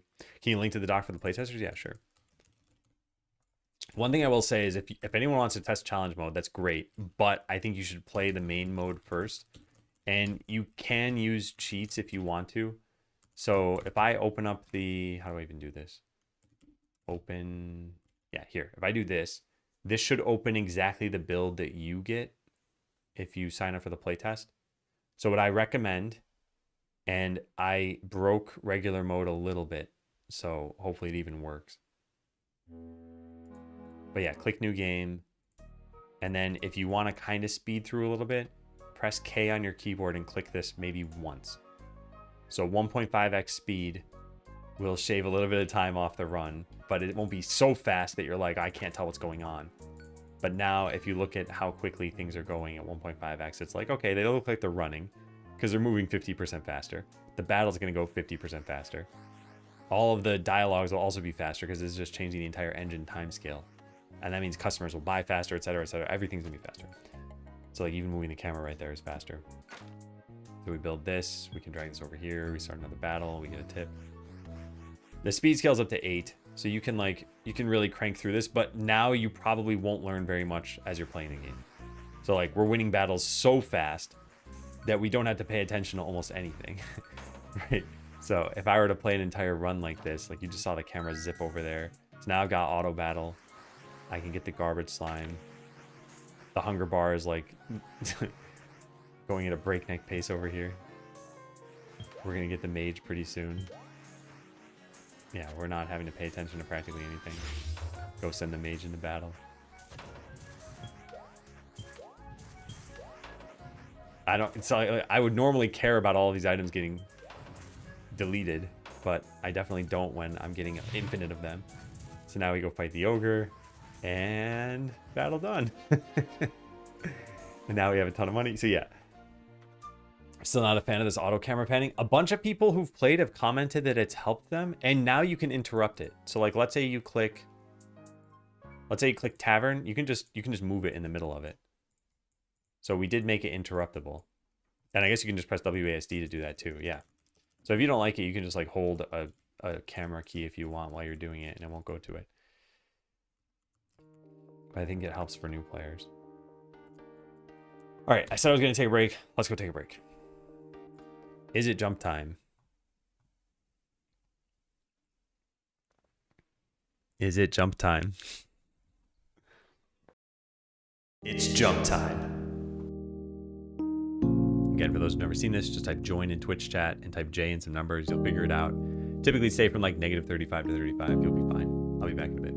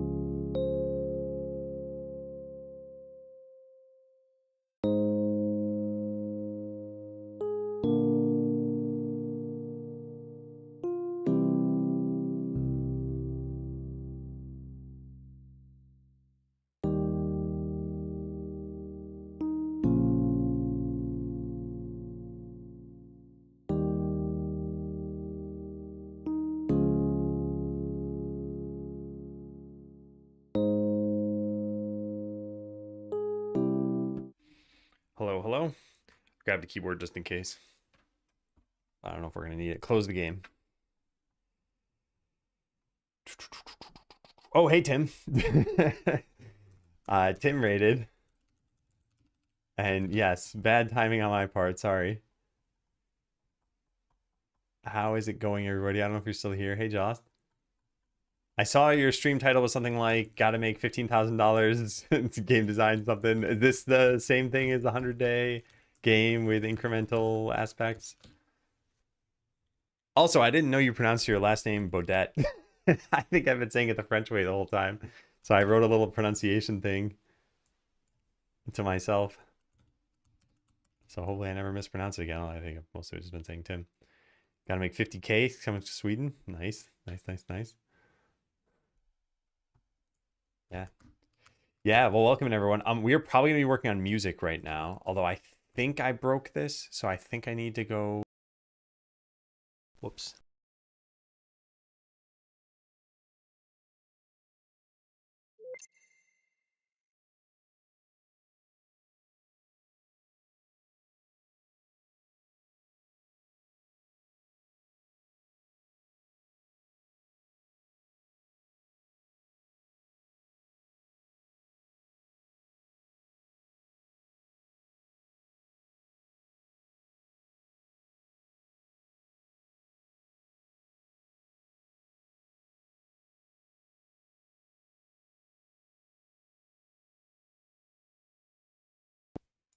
Test. Okay.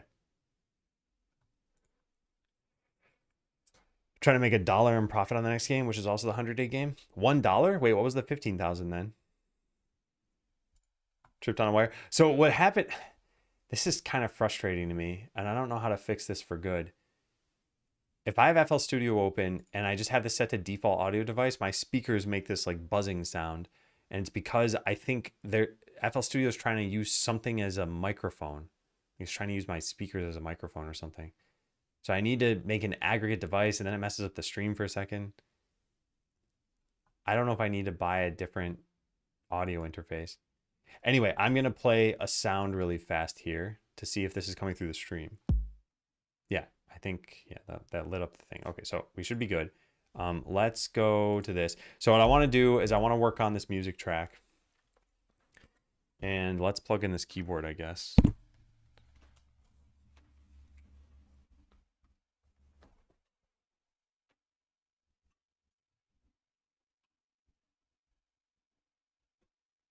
Okay, that should work. Let's try this out. It is not doing anything. Options, MIDI, refresh. Wait, it's still not showing anything? How's that possible? Oh, the light's not even on in this. What happened?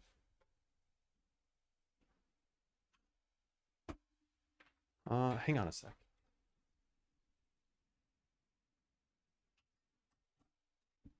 Okay, I tried a different port. Let's see. Oh yeah, that clearly worked. Okay. Nice. All right, so all we're gonna do is polish this. I want to be able to export this by the end of this stream. So yeah, let's try to listen for this. It'll have a cost to develop that I'm guessing with low cost of living versus hired salary about 15,000. I see. So you got to make $15,001. Technically 15,101 because of this team cost. But yeah, man, well, it'll be cool to see. Also, 100 days is pretty followable from a Twitch perspective. Have fun with your music. All right, take care. Thank you again for the raid. How are you able to switch between apps so quickly with a hotkey? Yeah, I use something called Hammer Spoon, and I've got my setup right there. So I press Alt-3 to go to VS Code, Alt-1 to go to Chrome, Alt-5 to go to my terminal, Alt-2 to go to Finder, which I don't even have open, so I'd have to do that. Yeah. All right, so let's have a listen to what we have so far. I'm going to probably just stop as soon as we get to a point that I want to fix.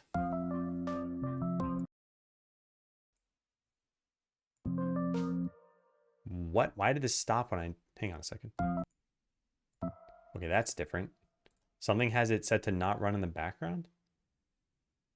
Is it auto close?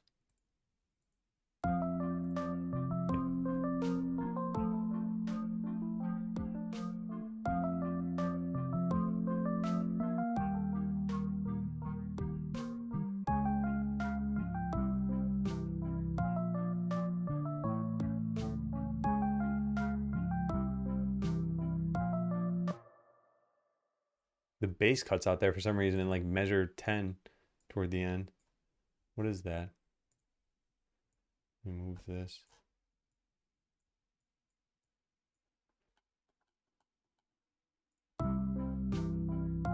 Yeah, it's just gone. Okay, weird. This is B flat major.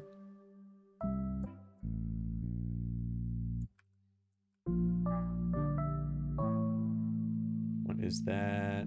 I don't have perfect pitch, so I need to actually read the keys. A major, yeah, A major. Okay, so we can put this here. And then probably lower these. All right, let's hear. No, that sounds bad. This needs to be higher up. Huh, that is very obvious. Okay, something's just wrong.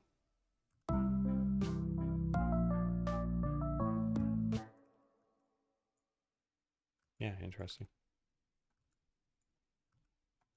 Okay, let's listen.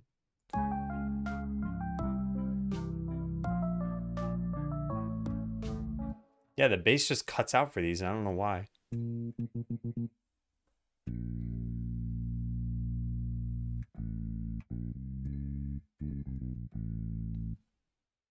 It's weird. Is it because this dips into the next measure? It might be. Let's try that.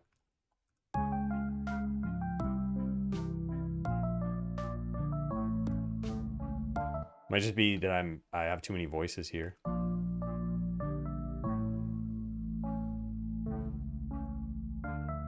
Okay. Well, let's raise it a little bit then. It shouldn't sound like it's just cutting out. And I'll go beyond this.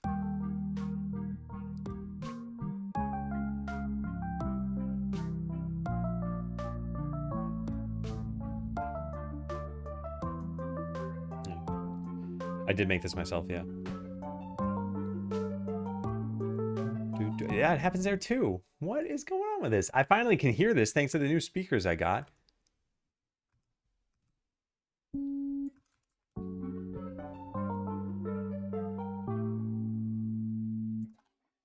It's like the bass cuts out.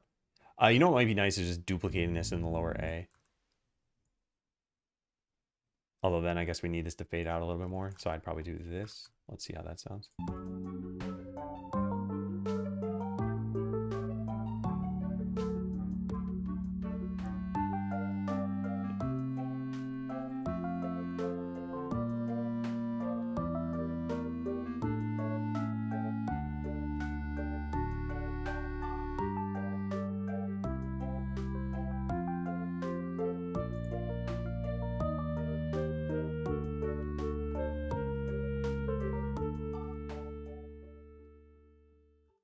I don't know where any of that music is playing from.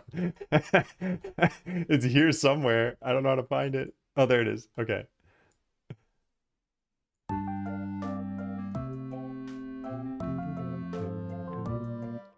That's kind of weak. All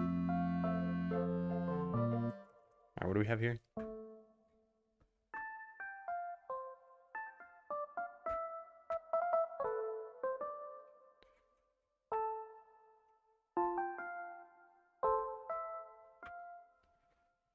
What is this? Is it another town track? Yeah.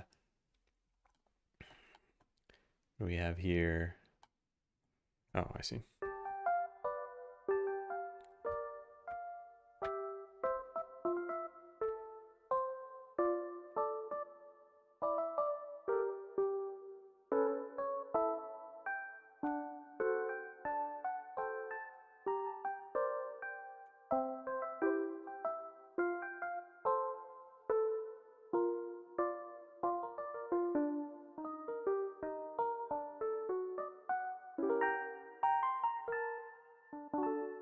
Okay. Let's move the keyboard so that whatever I'm doing is not totally invisible to people.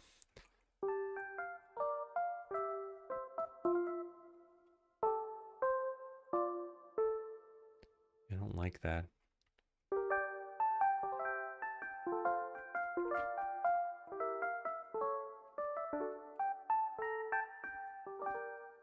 Is that a minor scale? This is let's see, G minor, C major, F major, B flat major, and then an E half diminished 7 to A to D. I wouldn't really say it's a minor scale. We only have one minor chord and then one half diminished chord.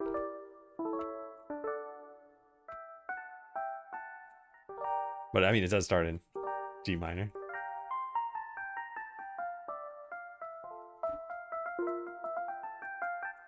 All right, anyway, let's see. So how does that go? Do, do, do, do. Where's that coming from? There. And this melody I like. I think that's good.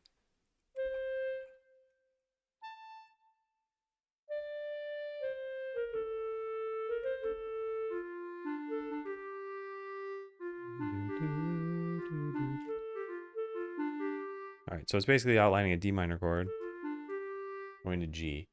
And the thing I don't like is this. Do, do, do.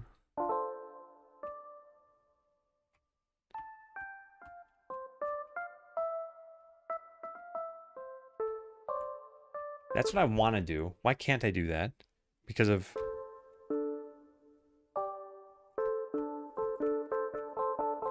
It's not parallel fifths. Ah, it is going up. Yeah. It's poor voicing. So then what do I do? Because I don't know. And isn't it anyway, even if there's a tone in the middle? Passing tone?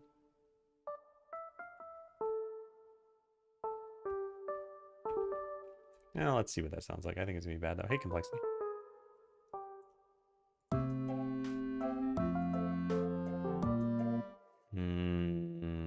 No. That's horrible. But I don't like anything I'm doing here.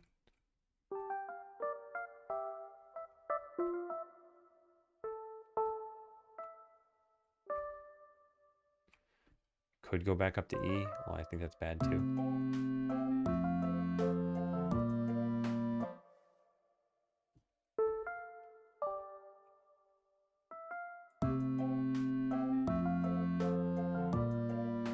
No, sounds bad. I wonder if it's a rhythmic thing. Also, having a tiny keyboard is not very helpful here. Probably should have gotten a bigger one.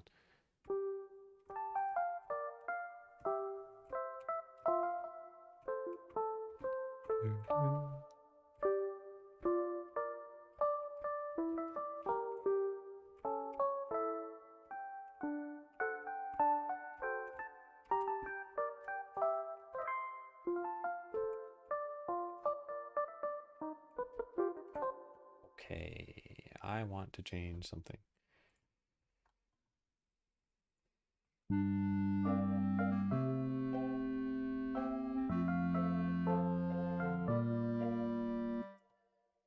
Wait, could I just leave it like that for now then? Well, it's better than what I had. It's not good.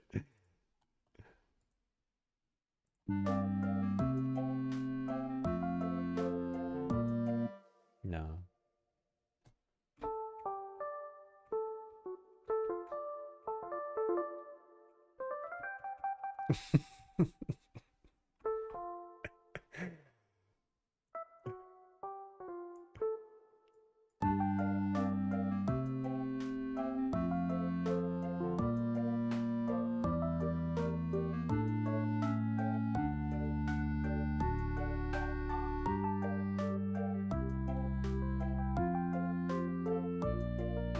Oh, let me do the same thing here though. CA.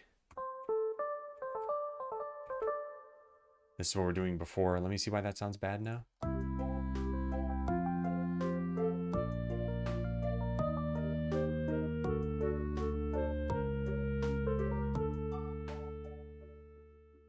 Yeah, you heard Ocarina of Time there. I played something that I was like, what was it? Yeah, and that's, what is that tune in Ocarina of Time? The Sun Song or something?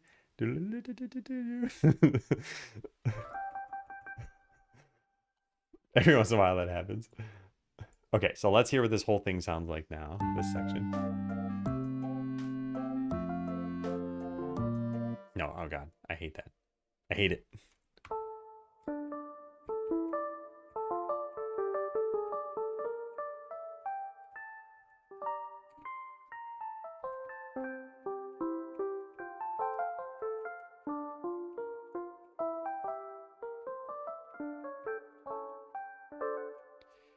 Hmm.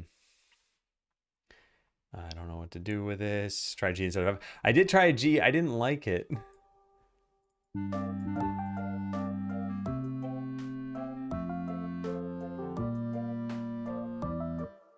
Maybe if it were quarter notes instead of eighth notes here, like if I did this.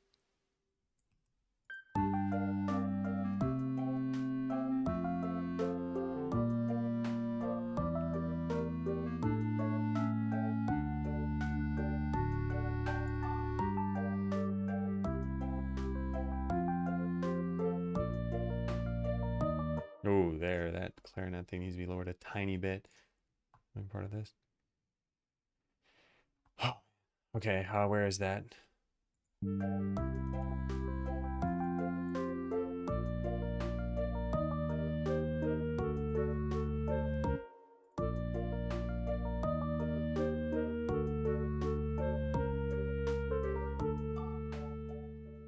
So I like it up to that point, I think. So let's listen from the beginning there again.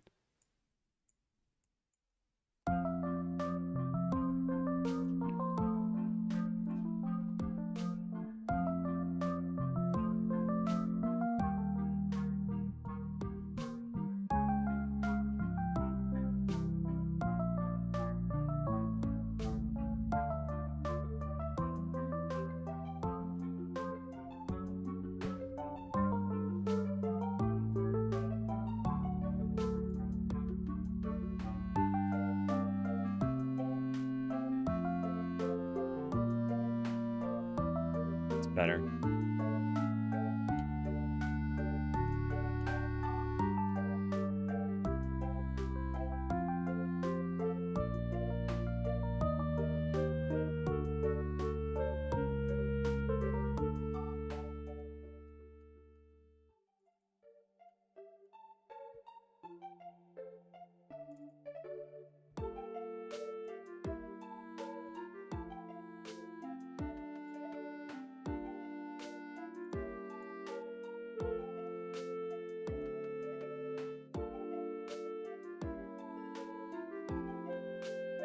This is really cool.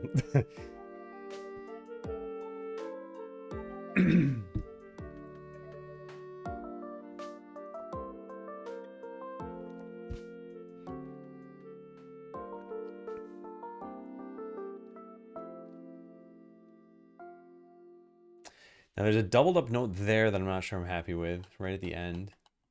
Why are there two sounds playing though? I only see one. What? Are both changing to that? I think both are changing to that. I don't see it though. Where's that mystery note coming from? All right, let's just turn this off. Yeah, something's still playing a note there. What is that? And what volume was it set to? Probably here. I don't even see a shadow of a note though. If I move this, is there another note there? No. What? Is it just that? No. Something's bending.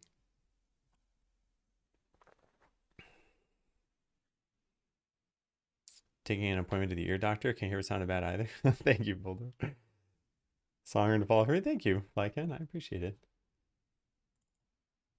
I hope people like the soundtrack for the game. I can't figure out where this note is coming from, though. It must be this, and that some bending is happening to go upward, but I don't know how that's even possible without showing this here. You know what we could do? We could just mute an instrument and hear what it sounds like.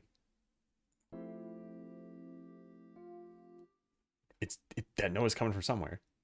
Let's mute this too. Okay, so there's an instrument that I can't see that is somehow producing sound. How is that possible? Here is... Oh, there it is. track 6. I didn't see that. I only have the window showing this bit, so I just had to scroll down to see that one. All right, then that should be easy enough to find. There it is. There's the F. All right, so what if we just didn't have that one go up? What if we just had that stay as an E?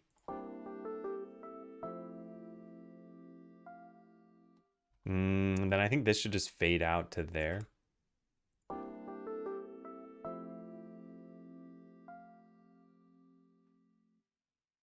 That might be better. Okay, let's listen to the whole thing again.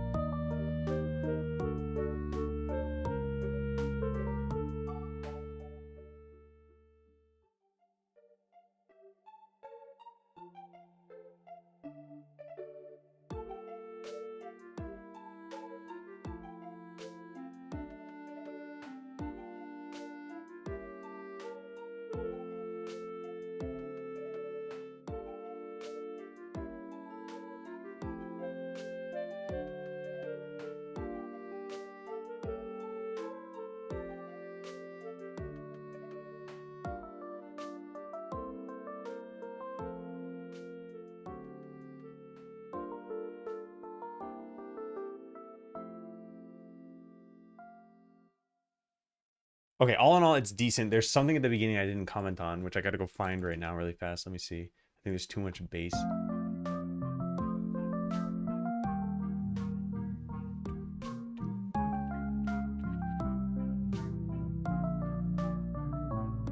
No, that's fine.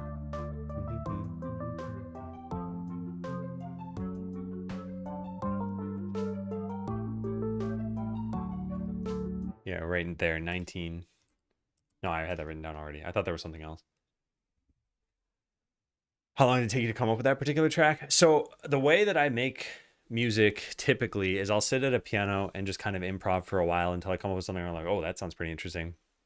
And then I'll kind of just compose at the keyboard for a while and come up with like, what's the chord progression? How do I want this to sound? And then in converting it into FL Studio, I hit like a solid wall of just what is my instrumentation. It is so hard coming up with this. I recently got a synth, and that synth has been helping a little bit to come up with like how should these things sound, because I've trained my ear a tiny bit better.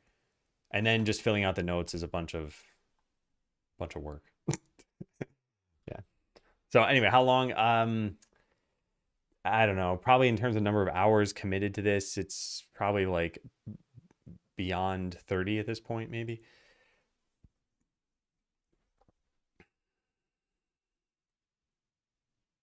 Roguelike game in a couple hours. What are your thoughts? I was blown away.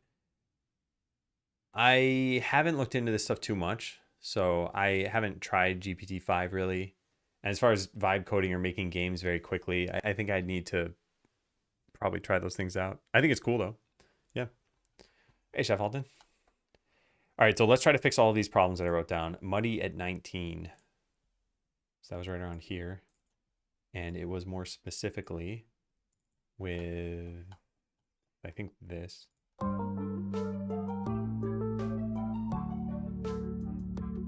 I wonder if we just don't need that F sharp.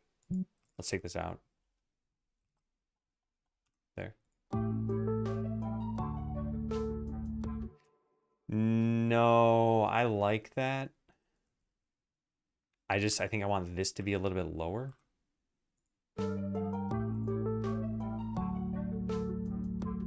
Yeah, and maybe a touch lower than that too.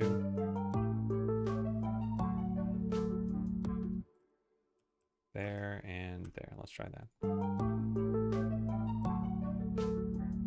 Okay, I think it's good.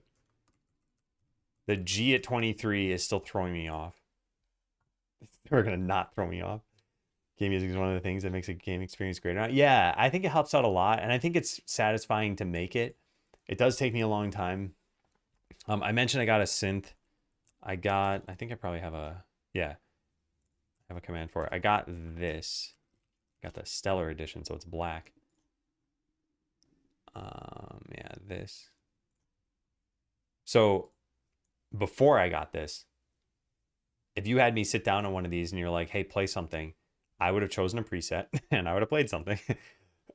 After getting this, I now know a lot more about what all of these knobs do. And just because you know the building blocks doesn't mean you can necessarily make something great. Like I can give you a box of crayons and you can understand that, oh, the red crayon draws in red. Doesn't mean you can draw a sunset all of a sudden. So I'm better at coming up with instruments now, but I'm not great at it. So this thing has still been really cool and I want to experiment with it more. And I started making this track, I think a little bit before I got the synth. So I did start using some of the synth sounds for this. And I think it shaped up to be pretty good. I want to make maybe like one more music track for somewhere in the game, maybe for a battle music. I'm not sure. We've already asked, but what video game music do you really appreciate? For me, it was Final Fantasy, Zelda, Minecraft. I like those a lot too. I think the best soundtracks, in my opinion, is the what's that game? Octopath Traveler. I strongly dislike this game, but I think it's the best video game soundtrack I've ever heard. And then Final Fantasy VII is the original, is like a close second. I really, really like Link's Awakening and a lot of the Zelda tracks, but I think Breath of the Wild did a good job too. And then, yeah, different games here and there. I really like Super Metroid's music. Yeah, I think these are like probably some of the top rated ones. Link's Awakening, not because of the original Game Boy production of the music, just because of some of the ideas and how it communicates the tone of the game.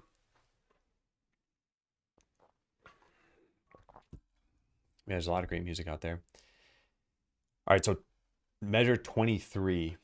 Measure 23 is this. Where is it? What's going on right now? I don't know why this is so much harder for me to find all of a sudden. There it is. That's the one I want. I don't like that. I still don't know what I want to do with that.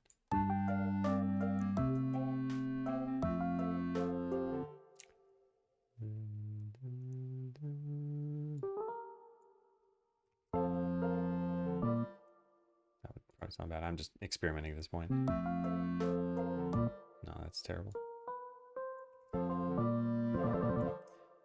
This is what I wanted it to sound like originally, but then we had parallel fifths, which I don't know how much of a musical sin that is.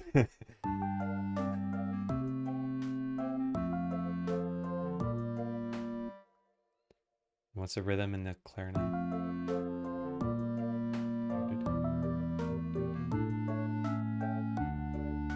Okay, well, let's keep it for now, and let's just mark that as done. Now what? Slow the tempo at 39. 39. Where art thou, 39? It's probably that right there. Yeah, I wrote 39, but I think it's this. And I thought I had a way of slowing. Let me listen to this.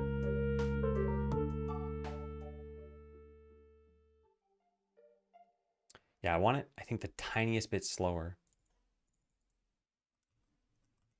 Why can't I edit this? What? Oh, maybe I am editing it? Yeah, I'm just doing it in a different window.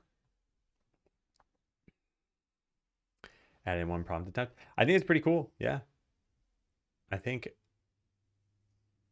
that sort of thing will make prototyping easier for people. You know, this is one of the things that I kind of saw happening as early as in StarCraft 1. There were use map settings maps, and people made like tower defense games in StarCraft 1. I don't know if they existed before that, but that was roughly the year 2000. I mean, they might have existed, but either way, it was like someone who didn't know how to make a game could then make a multiplayer game and prove an idea. And now there are lots of platforms for that. There's Roblox, there's, you know, same thing, StarCraft 2 sorts of things. There are game engines, but to be working on a game that you didn't need to come up with so much of the direction, design, code, testing for, and just add your own thing on top, I think is pretty good. And AI essentially lets you do that. So what I wanted to check here is, could we lower this a little bit? How much would a little bit be until it sounds bad? So it was 163. I'm going to try lowering it to 157. I think this is going to be too slow. And now I need to find where that happens here.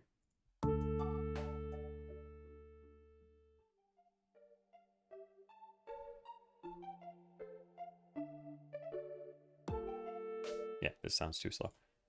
It's kind of funny what just a few tempo points will do, a few beats per minute. And I was thinking about this yesterday. I had a fan positioned maybe 10 or 15 feet away from me. And I'm sure a lot of people have had this happen. You want the fan pointing at you, but it's far enough away that you need to like get up and go angle it again and then go back and sit down and see like, is it pointing at me now? And changing by just a few degrees has a much more exaggerated effect the farther out you get, such that asymptotically you're essentially like changing a distance by an infinite amount if you go far enough away from the focal point. Anyway, it's not like tempo works the same way here, but I've got to find what this is supposed to be set to, and I don't remember how you type this in. There's a way to do it. I thought double clicking would do it. Right click? Oh, there it is. Type in value. Yeah, so I want this to be like 161 maybe.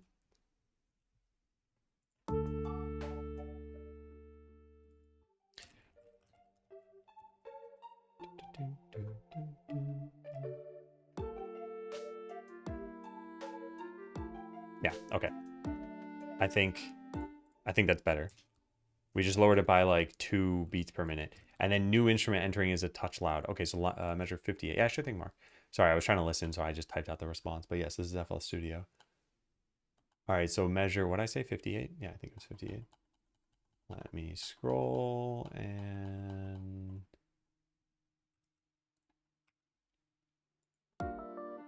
Yeah, there it is.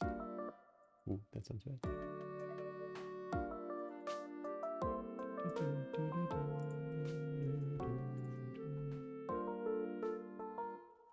Okay, where are you, music? Here you are. So I bet if we just did this and made this come in like that, that might be better. So instead of all three being at the higher velocity now, they start a little lower.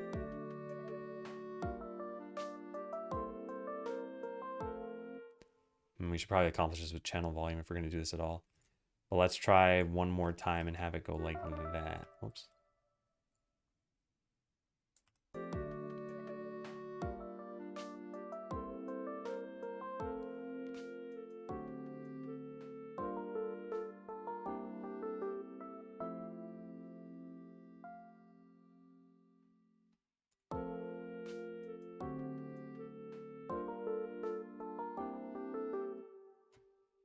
Keep buying plugins and I do nothing with them.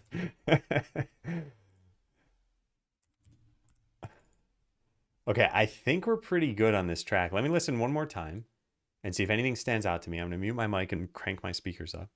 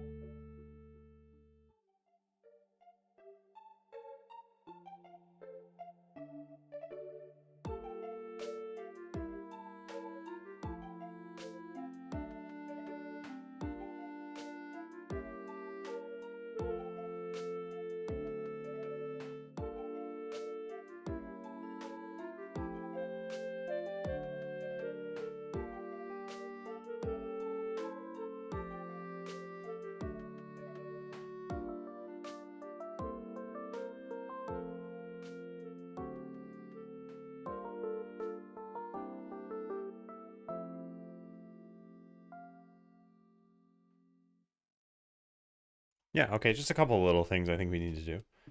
Accompanying notes at the beginning have no end note. So what I meant by this is over here, use something.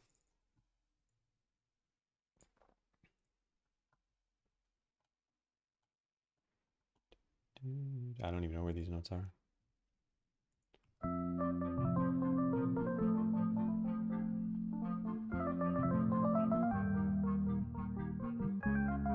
There, right there. Ah, there is a note that's played. It's just at a low volume. What if we raise this?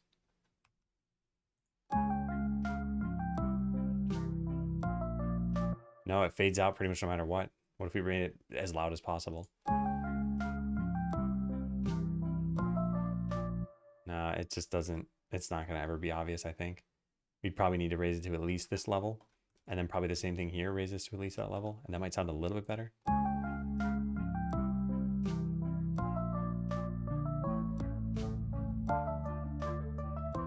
No, now it like nails that note. It's just that F that's not very audible. Maybe because this one is too audible. What if we did that?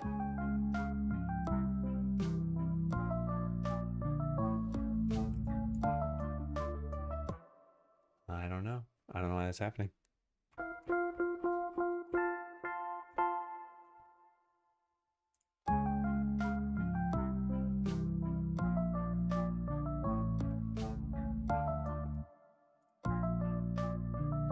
Yeah. Okay.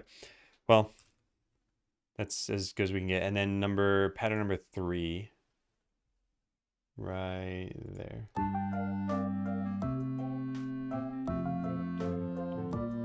Okay, what is that? What is that instrument?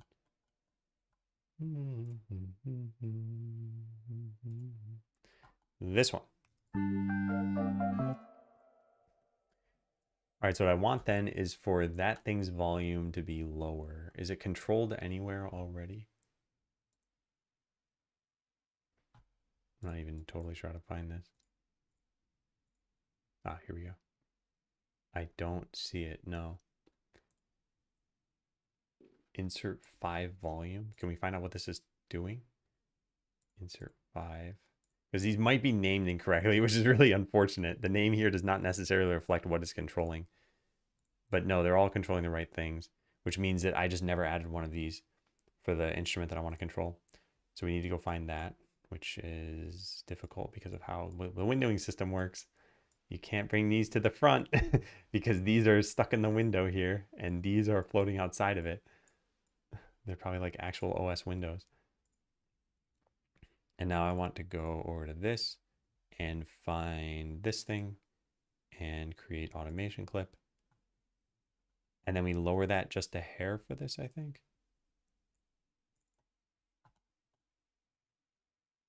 Okay, so let's move this, copy value, paste, and delete this note. Good. And then I want to lower this a little bit.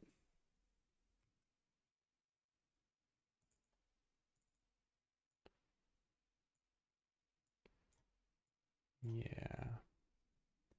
So this will go down to there maybe. But then this should go down as well, or that it should update itself afterward. I'm guessing we use the piano sound again later. Yeah, we must. Let's just expand this whole thing. Yeah.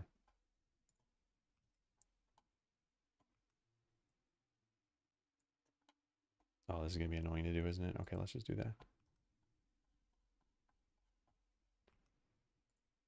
Copy and paste. And then we want it back to whatever the volume was, which I've now deleted. Isn't that fun? All right, well, we'll just have to play by ear then, which is the title of the stream. It came full circle. All right, let's listen.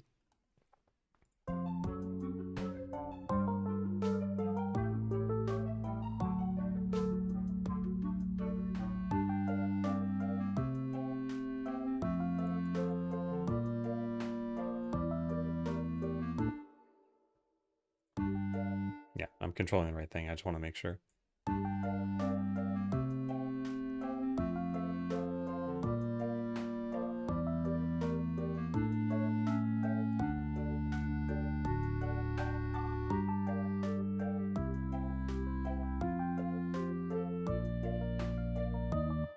Maybe this can be a little bit louder. Is that too much? Want it in the middle of those two. Can I do that? Yes, I can. Cool.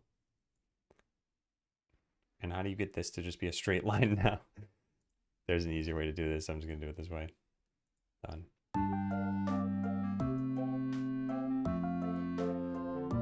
Maybe.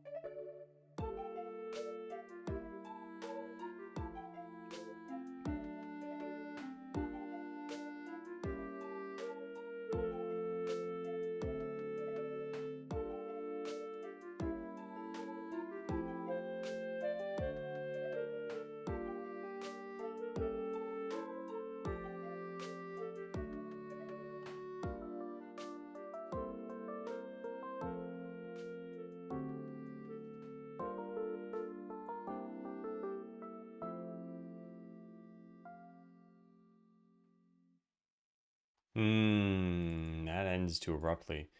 We need to slow that down. But otherwise, yeah, this is sounding pretty good. And I can probably add this to the game.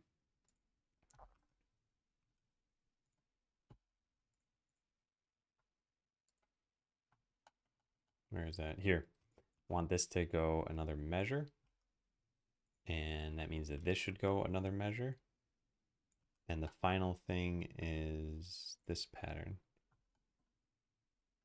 I'm guessing these all need to be extended like that. Let's listen.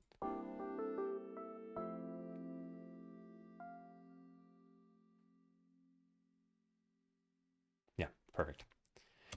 Okay, I think we are in good shape. Fixed all those things. So yeah, let's go add this to the game. I think this should only appear in the playtest version. Song saved. All right, first let's figure out how have I been exporting these things. Audio, music, waves. Yeah, let's go export as wave then. Wave file. Town theme 4. Sounds good. Start. This will take a little bit of time. 4 waves for town track 4. Okay. So done with that. Now we go plug this into the game.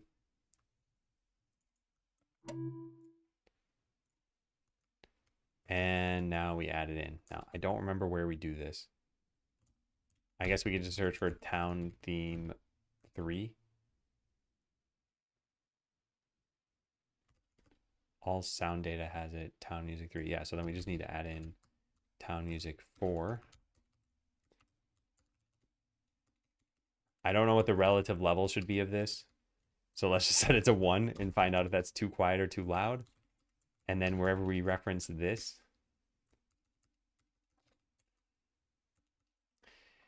yeah, if I don't want this to be in the demo, then we can't do things this way. Trombone. So at least in a lot of more Western music, a xylophone is associated with skeletons. And the title theme does have a xylophone in it. But yes, if you wrote it out, you'd associate a trombone. But I don't think people would find that funny. All right, so this was automatically cycle to the next one. Can we, how would we do this? Play next track. Where's the first town theme? I have no clue. I don't know where this is done. Just play does it. Okay, so let's do play next track like 3 times.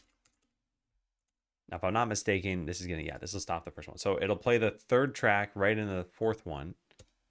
So I can't really speed this up easily. So let's just have a listen.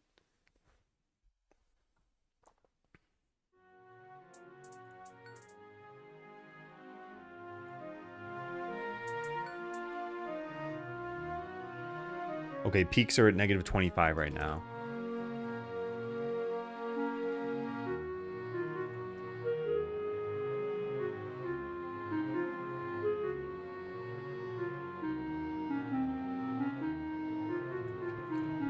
-20.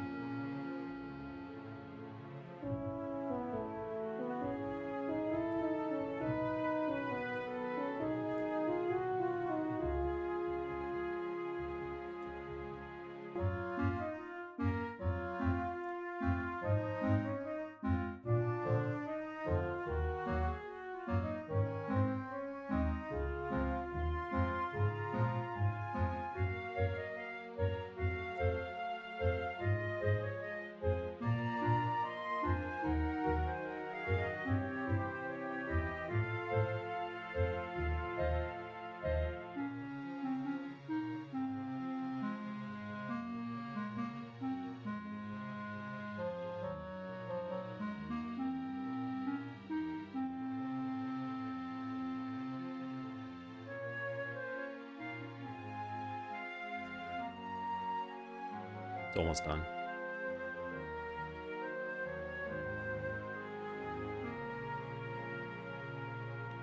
All right, so now it should wait 10 seconds and then play the new track. I want to see what the peaks are. And also hear if it's fitting.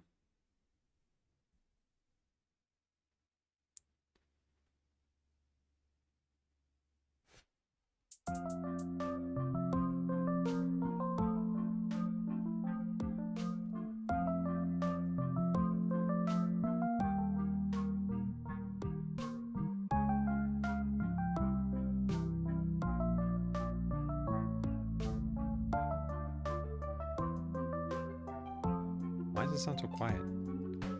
Oh, my sound is turned down.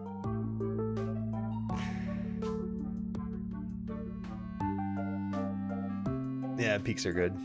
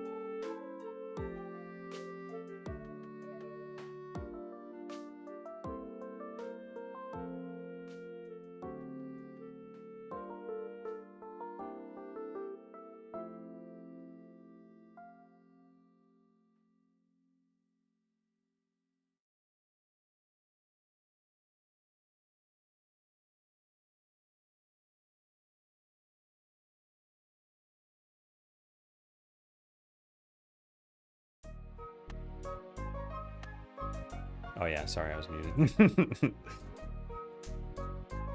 Okay. Yeah, this is sounding pretty good. Yeah, I didn't really mess around with AI music too much. I made some joke songs using an AI thing, and that was about it. I think you could presumably make a game using just AI music now, and it'd probably sound pretty decent. I mentioned that there's that 11 Labs music thing. Yeah, this was pretty impressive. So if you go to 11 Labs and you just start clicking the play buttons that are on here, it's like, it's pretty nice. They have, yeah, this one, the music thing. I'm not going to play this on stream. I don't think this has the exact same impact as human created music, but it's surprisingly good. And the instrumentation is going to be better than you'd probably get by spending like $300-400 on an audio setup. So it's pretty good. And if all you need is some incidental music for something, you might use this now. And it's going to cost you way less than hiring a musician. Music costs are pretty crazy. In fact, I wonder if I can show this somehow. Like, maybe I'll just search like Reddit. How much does video game music cost? And okay, here's something from a year ago. Yeah, how big is your budget, et cetera, et cetera. This I don't believe at all. $100 to $200 for a quality track. Yeah. Anyway, the kinds of prices I was quoted years ago for the Botland music, which I ended up just making myself, was like north of $500 per minute of music. So let's say you want a 10-minute soundtrack, you would pay $5,000. It doesn't matter how long it took them to make it because that's what they're quoting as their rate was for the music. And that was, like I said, it was a little bit more than that actually. Now, how long are normal soundtracks? It all kind of depends. If you look at the very old video games from NES, Super Nintendo, they weren't that long. Like you could have a 20-minute OST and it would be okay. And a lot of that was looping, and even some of the original tracks that people really like Zelda tunes, the original Zelda, no track really exceeded 1 minute pretty much, maybe a minute and a half. They were pretty short. They were meant to be looped. But nowadays, it's not unreasonable to find a soundtrack that's like greater than 2 hours. And actually, I looked up the Expedition 33 soundtrack, and it's like 8 hours long. I don't know how much of that is really unique music. A lot of it is, hey, here's our theme we already did. Now let's make a quieter version, a more upbeat version, a different instrumented version. But still, I mean, that took a person or an orchestra time to do. Is there a limit on the amount of iterations you go through? I mean, probably, yeah. They're not going to have you like, oh, yeah, I want iteration number 76 for your same amount of money. But I think the process is iterative. So they'd say, like, here's the idea I have. Do you like it? Okay, yep, I'll develop it. Okay, do you like this? Yep, okay, I'll develop it some more. So that at no point are you like totally surprised or that you say this doesn't fit. So we added this to the game. I think we need to do fourth music track.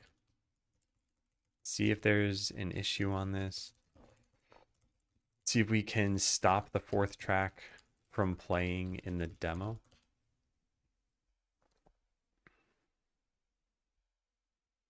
Something unique per prominent character environment than 5 to 10 other tracks. Yeah, well, and these big games that hire prominent composers and musicians, their budgets are just much, much bigger than an indie game. There was some indie game where they wanted the Secret of Mana composer. I don't know who that even is. This person. Okay, so if we look up this person and type in indie game,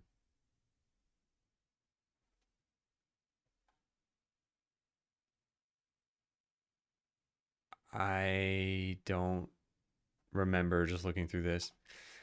Man, there was some like Kickstarter and they said they were going to get this person games. Is there like, no. All right, I don't know how to find it. Hey, WMs, got a new track stuck in my head. Gotta play more Skeleseller.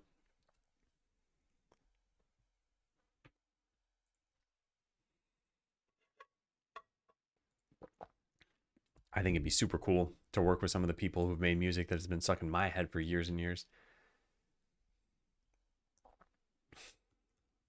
Okay, what time is it? It's 11 o'clock.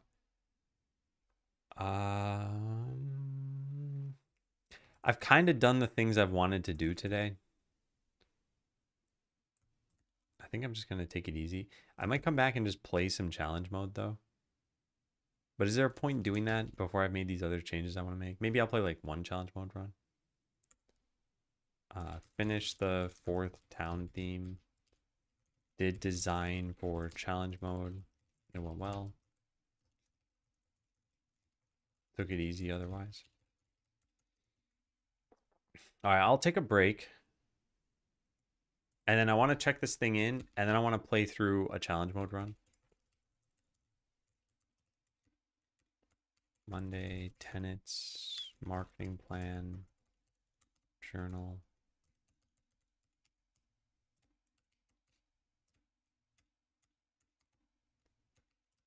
Yeah, I'll be right back. Is it jump time?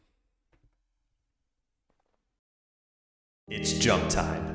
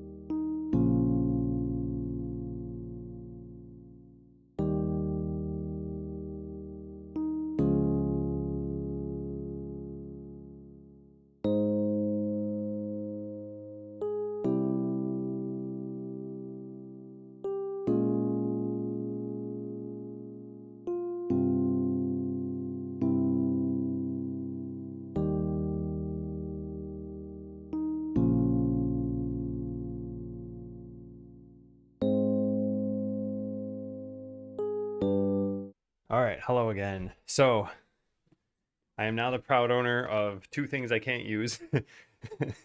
Donkey Kong Bonanza and a new controller. I don't have a Switch 2.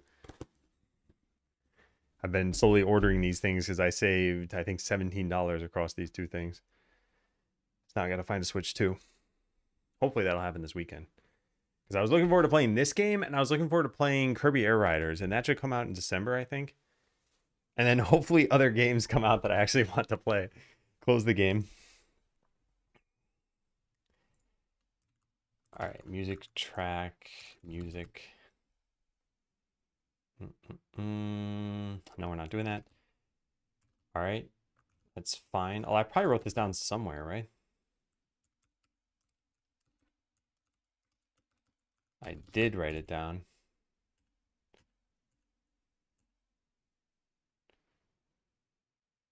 Final graphics. Oh, yeah. Oh, I came up with an idea, too, for those super perks. But I don't think we wrote those anywhere. You plug into your PC, will come in handy when testing your new game. The controller? It's a Bluetooth controller. It should work with everything. But yeah, not Donkey Kong.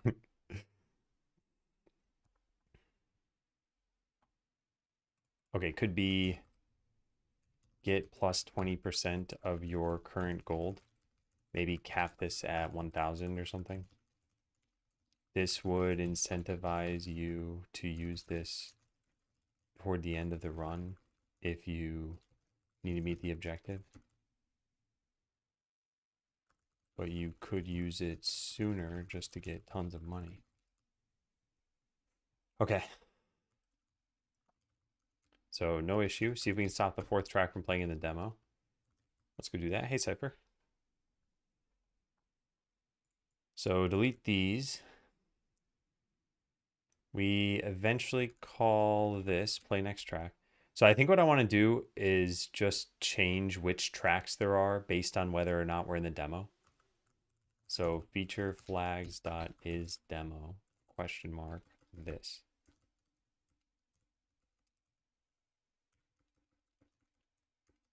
Otherwise this. Yeah, that's it. Okay. That should be pretty easy. So the demo will only play up to Town Music 3. But beyond that, we'll play Town Music 4, which is what I just made.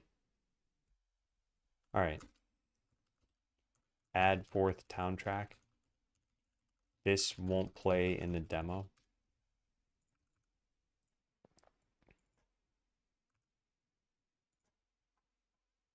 Yeah, the leveling seemed pretty much fine. All right, let's commit that. I'm committing this to main. Yeah, I guess that's fine. Let's just push it immediately. Okay, now I'll play a challenge mode run. Let's go do it. Now there are balance issues we already noted. I'm gonna try it on hard mode, and we're gonna see if I can actually win. So I'm gonna actually play to win, and not just play to have fun. No fun to be had here. Turn this down, and return to title. Okay, so what is the most likely to let me win?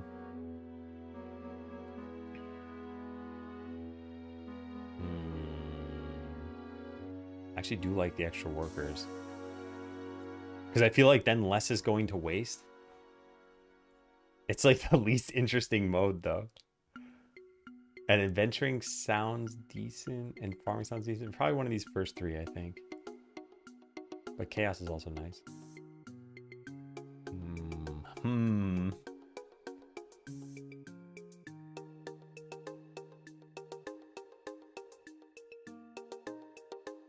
gonna spend all of my time just picking. All right, let's do this. I'll pick a random number, and if it is less than 30, we'll go with the farm. If it's otherwise less than 70, we'll go with adventuring. No, wait, no, otherwise less than 60. And any other number will be industry, because I want to steer it toward industry. So can we have AI do this? Generate a random number from 0 to 100. Random number generator. Here we go. 13. That is farming mode. Okay, let's do farming mode. All right, start. Kicking this off with a cleric. Gonna hire the archer. So send them both into battle. You got auto casting, crop variety level 2. That's pretty good. And 8 keys is terrible. We're just not even gonna build a treasure room. Or if we do, no, I'm gonna not build it.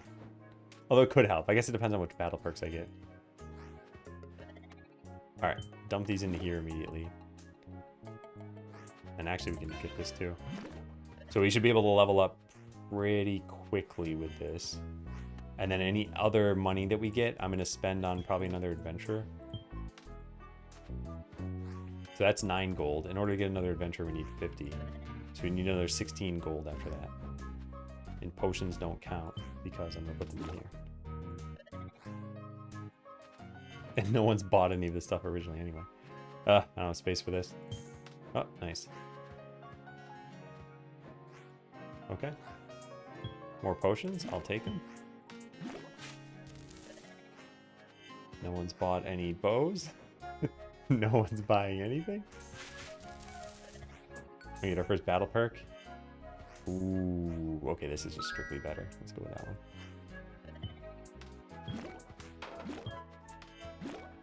Okay, we just filled the farm. We do not have anyone buying weapons.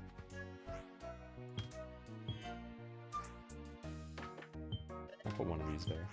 Oh, hey, they actually want a potion. Nice. That should give us enough. Higher. Super important early on, even if you suffer 1 goal. Not sure it makes it too strong, though. I'm not sure either. But I do want to keep testing that sort of thing out. And I think other people testing it, too, would be nice. So we can find out, is this a problem for everybody? I am gonna lose items. Okay, don't care. As long as we don't lose the potions. Potions really matter. Okay, let's get a town perk. Customer speed. Let's get a battle perk. Oh, man. What does Divine Reclamation do? I think it's a lifesteal one, right? Yeah, that's probably pretty good. Let's go with that. Hey, TCap. How you doing? We're doing a challenge mode run to see if game is fun. All right, nice. Okay, we can get another battle perk. Oh man! All right, I'm doing this. we're going full cleric over here. I think the cleric's actually pretty good because they can grant haste to other adventurers, and you can start buffing the haste levels by quite a lot. 162 in enjoyment out of 9,658 entries. Nice! Nice. What was your game? Can you link it? That's really good. Also, that's a lot of entries. Wow. All right, this run is actually going well. I think we can win it. It's very early to say. All right, I sent this adventure over there. We should send them all into the next area. And I don't have any space for this stuff. There's our last potion that we need. Good. Okay, let's send them in the next place. We need the other ones to finish. That's good enough. Volcano, go. All right, town perk. Customers, yes. None of this is probably gonna help me right now, so I don't know. Let's maybe build a building. I don't have enough for that. Drat. Okay, we need to build. Loop fighter. All right, I'll write this down.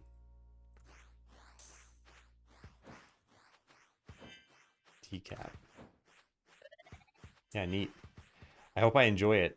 In roughly the top 200. Oh, no, no, no. We're going to lose items. TCAP's making us lose. It's all over. All right, you want yellow potions? We've got yellow potions. We need the warehouse. We, like, desperately need the warehouse. I don't have any money. What's going on here? TCAP. Okay, yeah, maybe the slime is important. I don't know if it's more important, though. I think some perks would be nice, too. Let's build something. I'm getting the warehouse. I don't care. Yeah, let's dump some of this in there now. Now I want to expand the weapon shop next, or maybe get the garbage slime. I think the garbage slime would be good. Let's dump all these things in here. I don't have space. Oh no, there's too much happening.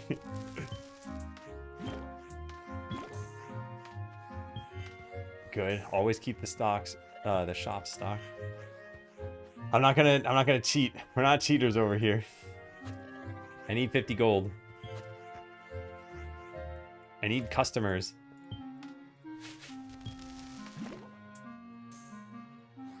We're building the garbage line. Yeah, nice. Okay, now ditch some of these things. Sell that. Ditch this. We're gonna let that go away. Yeah, nice. Okay. Put that over there. Get some more potions. Sell that one. Get rid of that. Dump this in here. It's battle perk time. Probably should have looked at the cleric one and didn't. We're going to that. I'm going to harvesting efficiency. It's just nice. It frees up some actions. Don't need as much APM. They want a bow. I don't have a bow. Let's turn this off and get them a bow. Hey, there's the new town track. What's going on? Why are 2 chilling at the victory screen? Because I just haven't closed them. We can always reuse them if we want to. Alright, so now send you to the forest so you can get some bows for that guy. We don't have space for anything. There's a bow. Okay, get rid of this and put the bow down. And we need boots now. So let's hire another adventurer. 75. I don't have 75. What is money? Why do I need money for things? Alright. There. We're clocked. Just end this battle. Go to the next location. You're probably going to lose. Close out these other windows. Let's sell these. Okay, looking good. Let's get another adventurer. Mage, for sure. They are all dying. Who cares? Get rid of them. I'm going with that. Yeah. Okay. Now we send them in with the mage. They're going to win. They're going to be great.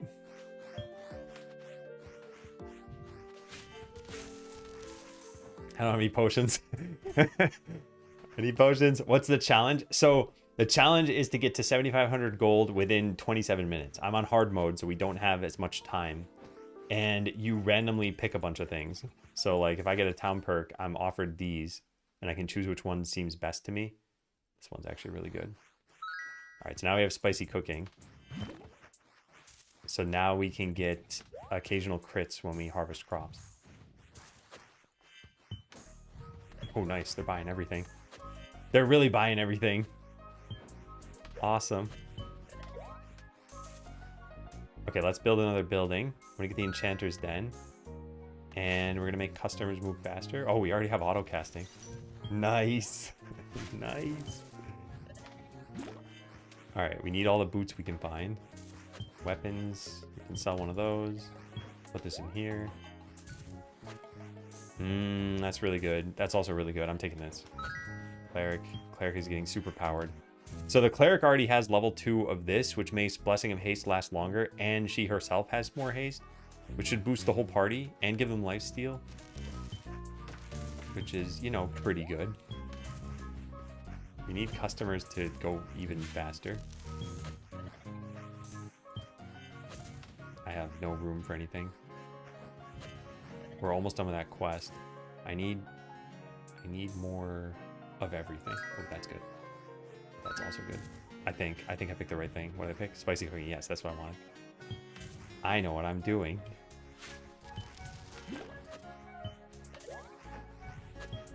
One away from another worker. Nice, a perk. Making customers move faster. It just got cast. You can overflow the extractors so you don't lose the more expensive potions when you dump them onto the farm. Yeah, you can, but only the final potion will do it for each of the farm and the pond. So if, let's say, the pond is empty and you keep putting potions in, it's not going to overload the extractor for the farm. Okay, we're getting a lot of loot. Okay, that's really good. Let's get max customers. Let's definitely get that. I should have probably gotten the quick move menu instead. We got another worker. They want gloves.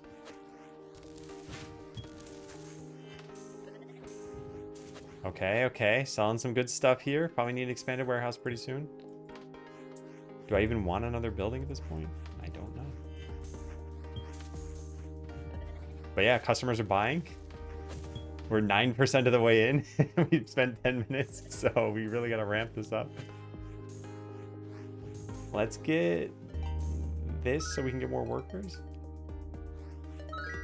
And that, and then get another worker, basically. You're just going to act as a worker.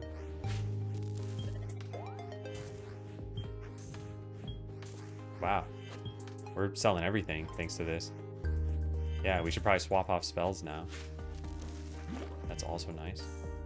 Good, good, good, good. Things are looking up. I think we should probably build a fishing pond. Yeah, I'll do that next. Alright, let's sell some of those. Sell one to here. Alright, we should double the loot that we're getting.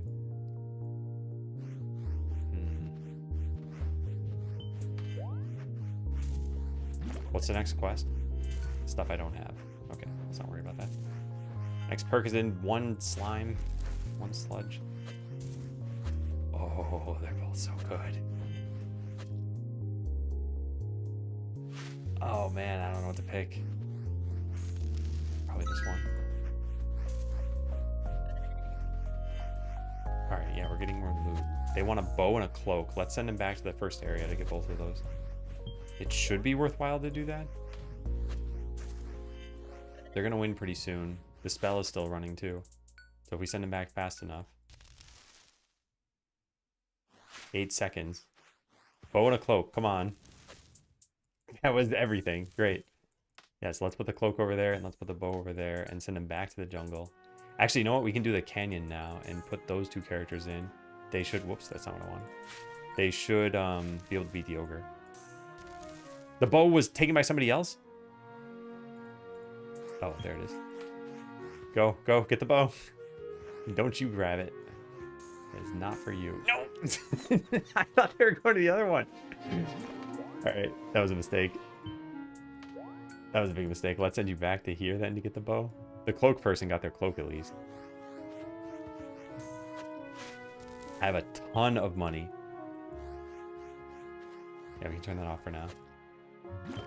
Great. We need an expanded weapon shop. Can we get it?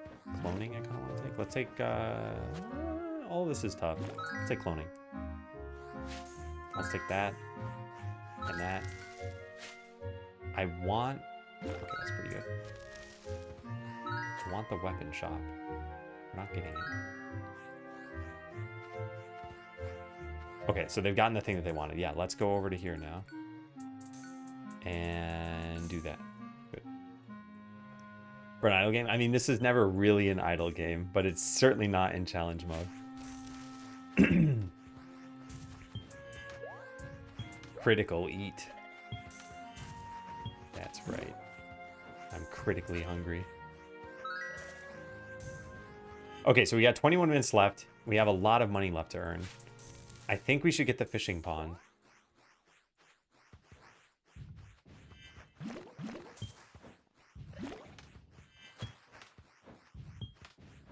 Yeah, nice. They want gloves. Give them what they want. Give them everything. New town team's coming on. Sounds great. Someone wants a bow. We don't have... Oh, we do have a bow. We have 2 bows. That's exactly what that person wants. Let's make him move a little bit faster. Nice. Now let's build our fishing pond. Although we do have 2 perks for the treasure room. We have innate keys and apparently something else. I don't know what the something else is. What is this something else? What? It says I have 2. I don't have 2. That's not right. I don't want to build just to see that, but I'm pretty sure that was wrong. I think the treasure room showed that I had 2 innate perks when I only had innate keys. Or 2 perks already.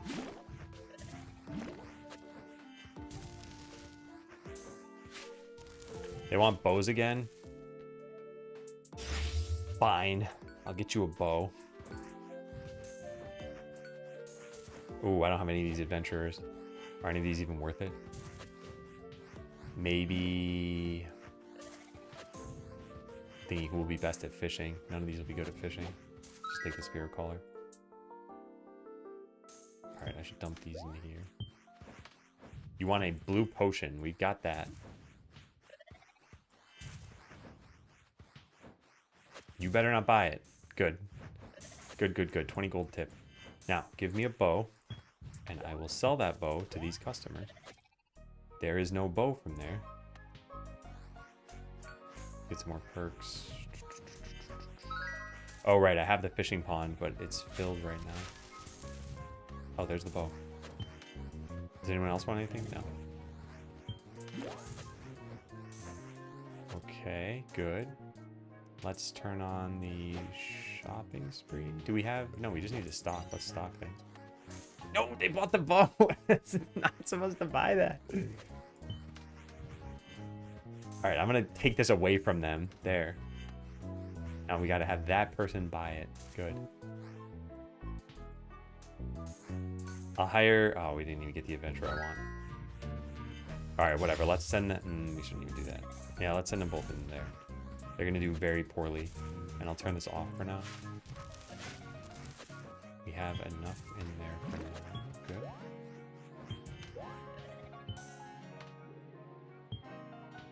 Everything's full. Micromanaging. Yeah, you should be able to just dump the desired item onto the customer who wants it. And you can't do that. Oh, that's pretty good.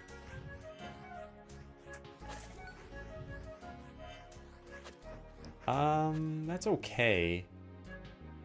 Honestly, I'm not really sure what to go with. Maybe the warrior just to make them fish better? No, let's go with the clever. The better we can make them, I think the better the main party will do. In fact, I wonder if they can take on the next area now. We should probably try that.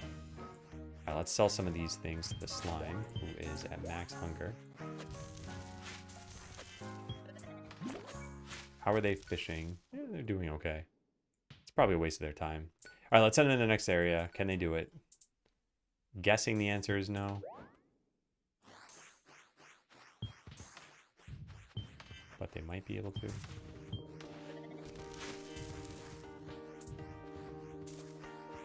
They look like they're doing it. Alright, because we only got 17 minutes left. We are not doing so hot. And then these are doing terribly at fishing. We should probably hire another adventurer for them. We don't have perks for either of these. And it's not really going to help us too much. I guess let's go with the witch doctor. Alright, they're almost done fishing. In which case we'll send them right back. Come on, finish it up. Perfect. Okay, cool. So now we got 2 more workers there. We're getting a lot of loot. That is also good. I don't think we even need them to do anything extra. I don't know if I need another worker now. So I don't think I should put in 14 demon helmets into there. Oh, they want a crossbow. We got a crossbow. Pound perk. Oh my god, pumpkins. Pumpkins. Pumpkins would be amazing. Alright, everyone's clogged in the shops over here. The mage is in my party, and stalagmite is actually probably a really big power boost, so let's get that. I hope they got their crossbow. They did not, because someone else bought it. Well, whatever. They'll eventually get one. We'll turn that on. Yeah, they're like super clogged on potions. We can sell this. And that. Did they get their crossbow yet? They still haven't. And is this going to turn off? It's got 11 seconds. Ooh, not good. Let's go with this. They did get a crossbow. Good. And only one person wants it? Yeah. Perfect. Beat them up as a worker, or as like a real customer now. Still at 0 fish. Could probably use 1 enchanter perk for mana. Didn't get it. That's fine. We'll get that one. I need loot. Alright, I guess we'll send you into the volcano for now. I think they're gonna die there. I don't even think they can do it.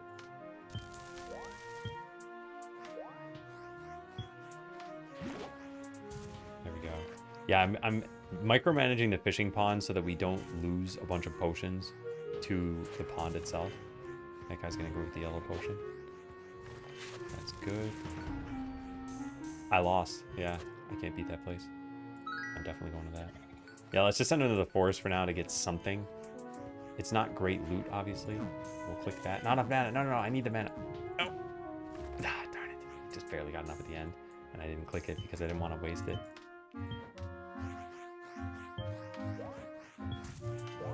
They want a regular cloak. Well, good thing I'm getting one. There. Nope. Good. Okay, got it. Wow, that was like the fastest fulfillment. 2-day shipping. Hey, TJ, how you doing? All right, we can dump these into here. Interesting to have a small area somewhere on the screen with items that customers want to buy. It might be. I think having to look around is actually part of the interest. Like, there is a lot to micromanage in the game. But if we streamline that too much, then it's just going to be like, see thing, do thing, see other thing, do other thing. And not necessarily, like, figuring out what the thing is you need to do. Oh my god. Okay. We're making some progress. We have 13 minutes left. I got to get a ton of money. So I don't know how we're going to do that. I don't think we can beat another location. I guess let's try it. We're getting a bunch of customers. Yeah, let's try the next location. If we can beat this, we might be able to win. Codex, thanks for subbing. Welcome. I appreciate it. Let's turn this on. Have them bring all this stuff over here. Are they winning? I don't think they're winning. Oh, man. And we need them to win. Let's turn this off in a sec. They might win. Yeah, just have them act as workers, actually, for now. That should be good. Okay, they are going to win. That's going to help out a lot. Because look at all that loot. Alright, we'll just ditch some of the more expensive items, I suppose, like this. I don't want these to go to waste for sure. Yeah, grab that. Okay. Okay, good. So go fish. And turn this off. And just slowly work our way through this stock that we have. We need customers move faster. We don't have enough mana. Okay, this is going pretty well. Let's get rid of all of these potions.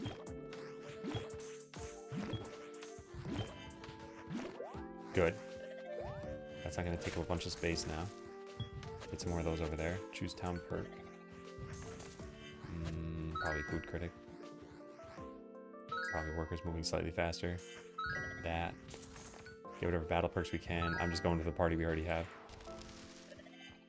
Alright, let's get more loot. They're gonna die, but not really because the archer's overpowered. Oh my god, I filled the entire warehouse at once. Alright. Is 11 minutes enough to be able to win, I wonder?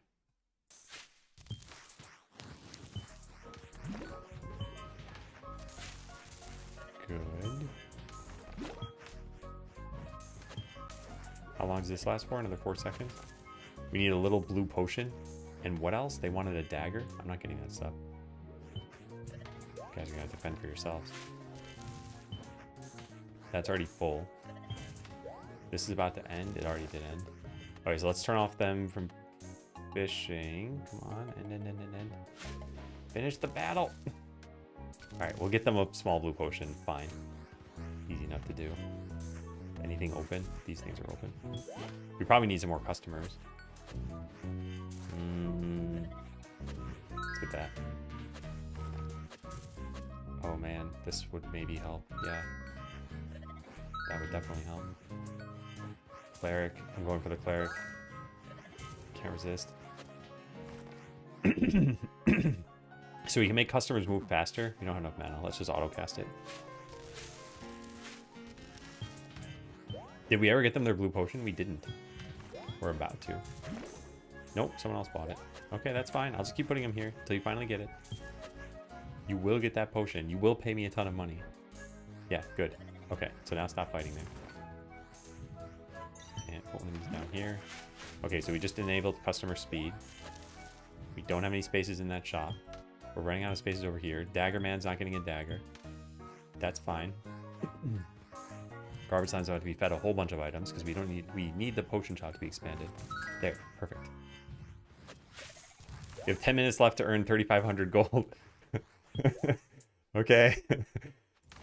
We can maybe do that. I don't think so. Shiny loot. Yeah, that would be great. Put some of these things over here. They're already operating at like maximum capacity over here.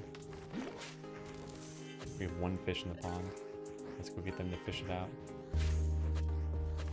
Oh no.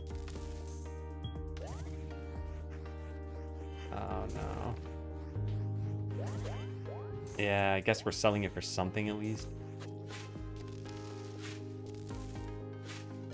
Do I have enough for another battle perk? I do, but none of them are good. That's the best one for sure. It'll make the warrior do a tiny bit more damage.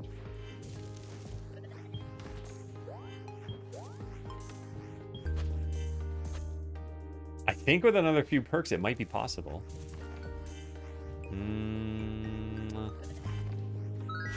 Bigger warehouse. More customers, yeah.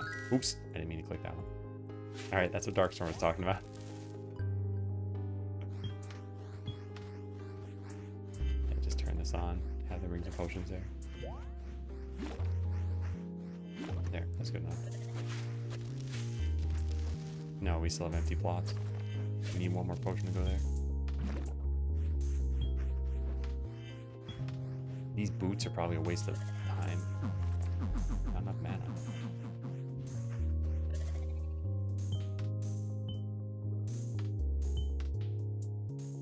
We have, what, 8 minutes left? We might win. I do want to add more perks. Pollute the pool a little bit. Oh, we have enough for a battle perk. Definitely need to add that to the UI. Alright, both of these are pretty good. Let's go with the mage. Are they dying? They're not dying. I think the cleric's keeping them all alive. We need more items. I'm gonna send these into here. They're not strong enough though. And there's, oh wait, they're not strong enough, but we have another adventurer we could put in. Let's throw that in there.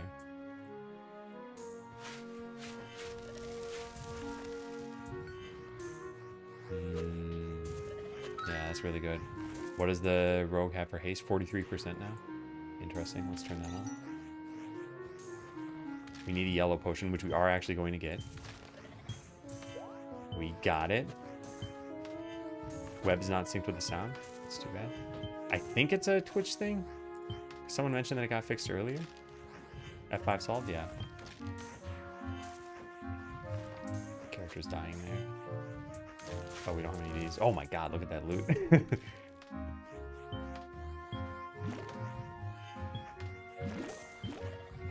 Yeah, we have too much stuff now. Let's take them out. And turn this off. Oh, they're putting it in. No, no, no, no, no. I just wasted a bunch. That's fine. Oh, we have a lot for that too.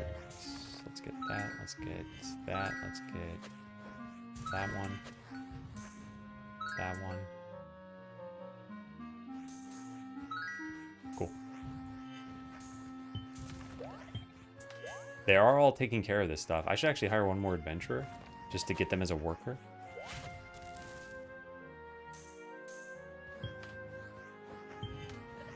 Yeah, let's do it. Doesn't really matter who we hire.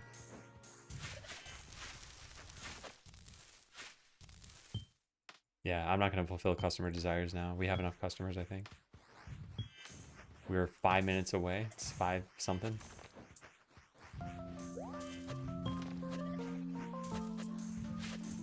Okay, turn that on for a second. Just to get a few potions in here. 1, 2 is probably enough. Yeah. Quality change? It might be due to that. Oh, nice. It did. For a thing that I wasn't paying attention to. They're going nuts buying armors over there. If only they would buy weapons. More mana would help. More mana again. Yeah, let's take it. That's actually pretty good. I thought that was bad right until I read the rest of it. All right, yeah, we're definitely gonna win. Okay. So farming mode OP maybe, turning off the extractor OP. Yeah, we're getting a ton of money now, and we can just funnel the rest of the money into these, like that one. Make everything sell for even more. We're getting 3 gold now instead of +1 gold.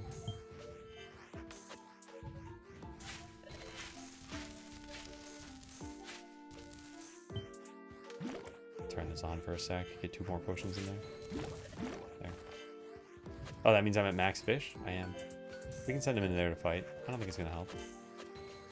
In fact, it might actually hurt us, especially because we're close to winning. Oh, cleric. Cleric power up.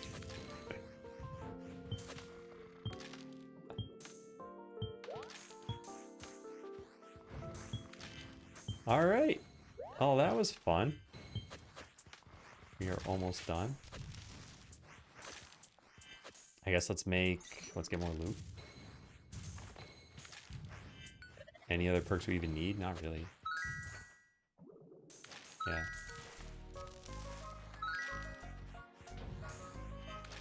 Yeah, we are essentially maxed out now.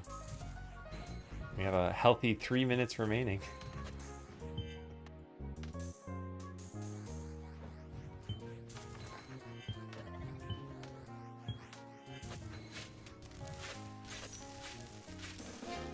Neat.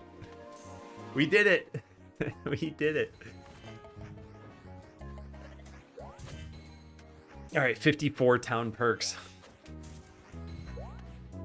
I do think some of these things are steering me toward the same sort of behaviors I would have normally done. Like, I almost wonder if some of these modes should have even more restrictions. Like, what if farming mode stopped you from getting a certain number of adventurers or something like that?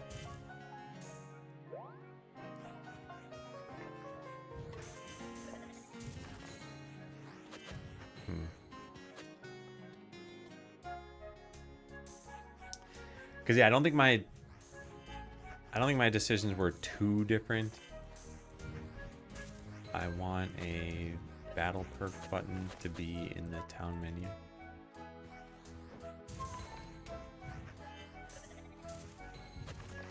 Yeah. Hurt your buying perk economy, but it kind of self-corrected as a perk cost pushed as you fixed it. Yeah.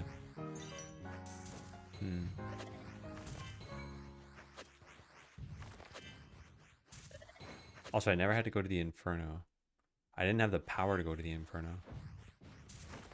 I think that's where something like this... I think the specialization should probably nudge these a little bit more. Like, instead of start with 2 extra adventurers, maybe it's like...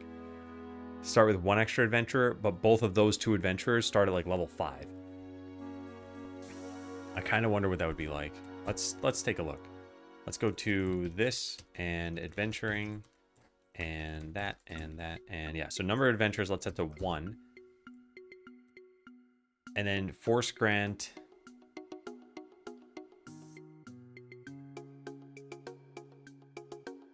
How does this work? Does it pick one?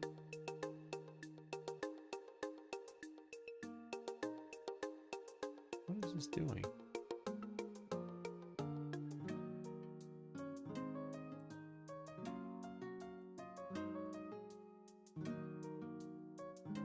Oh, this is called perks, but it's not. It's just a single choice. Perk choice. Okay, that was just a little mistake. Okay, so I want to grant num perks to grant equals, let's say 4. This is a lot. Yeah, so now we're gonna grant them. Let's try that out.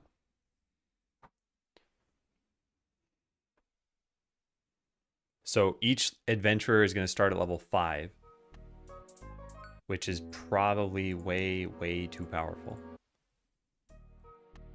Yeah, look at this. So this got level 2 of that, level 1 of that. This one got, oh yeah, it did get 2 skill points. You generate more rays of holy light. What, 20% haste, some lifesteal, return damage. So if I just send them, without even looking at what they really do, if I just send them into here, they should be able to handle this, right? I'm going to speed this up. Yes, easily. Okay, so now what if I send them in the next location? I'd be surprised if they could handle this, but I don't know. They're doing a pretty good job. Wow. All right. I mean, this is probably dumb, so I don't think we should do this. Can they tackle that? No, that's their limit. But that's without having any other adventurers. If I just hire 2 more adventurers that do pretty much nothing, if I do that, and then I send them into battle too, they can maybe win now.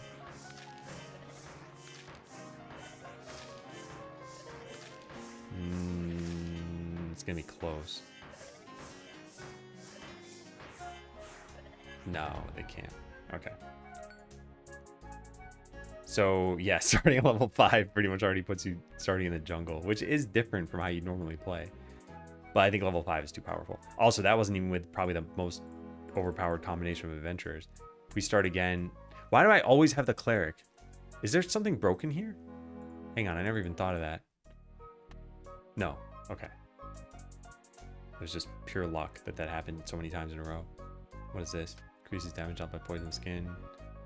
This one has raised the maximum number of chunks of gravel. Start with additional chunks. Return damage, healing received, haste, dodge. 37%, which means they're going to summon zombies like way faster. Isn't that kind of crazy? Is the witch doctor OP? Did I never even think about that? Yeah, they have a zombie at pretty much all times now because of the haste that they got. Wow, that's kind of interesting. And they won.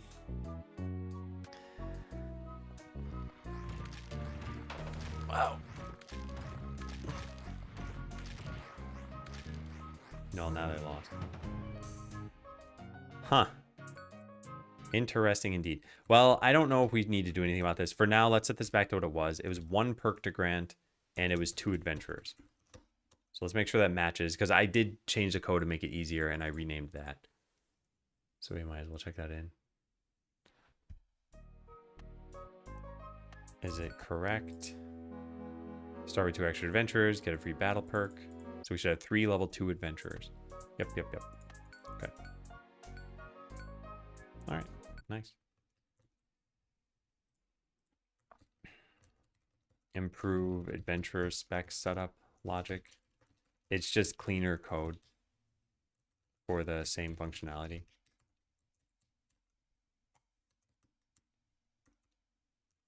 All right, so when we do get back to making challenge run again, or challenge mode again, which I'm guessing will be Monday, make a new branch, improve challenge mode.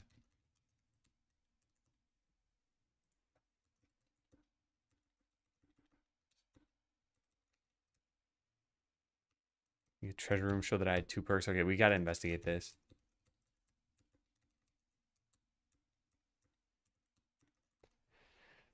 All right. Wow. Well,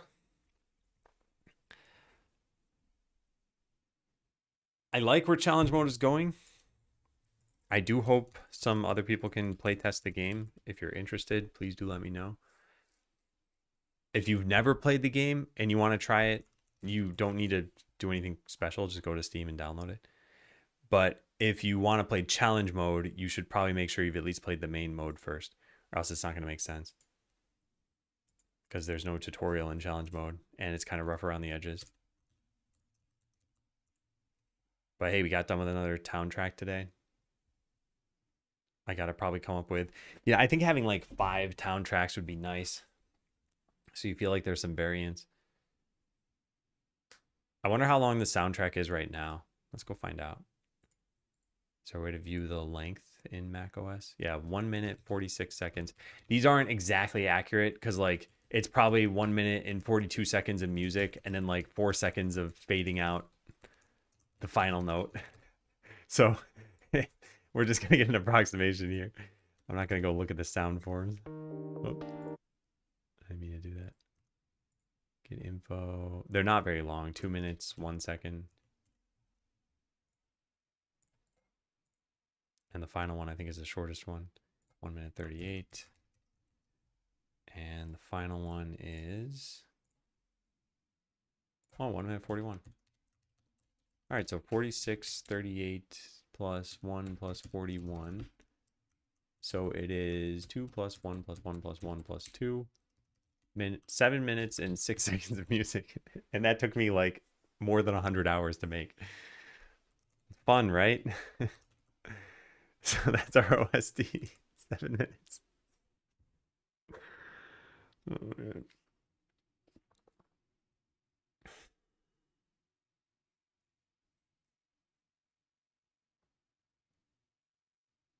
Yeah, I should probably add another town track. I don't have any ideas though. Yeah, I can't think of anything off the top of my head that I've been like thinking about for a while that I just haven't done. There was that one,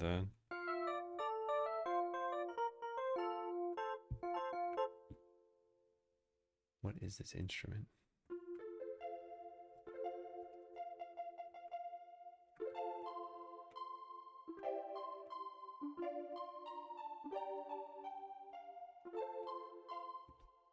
Oh, that's not bad.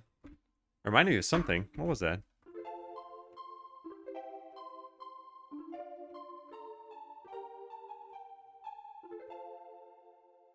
I don't know. Let's close this.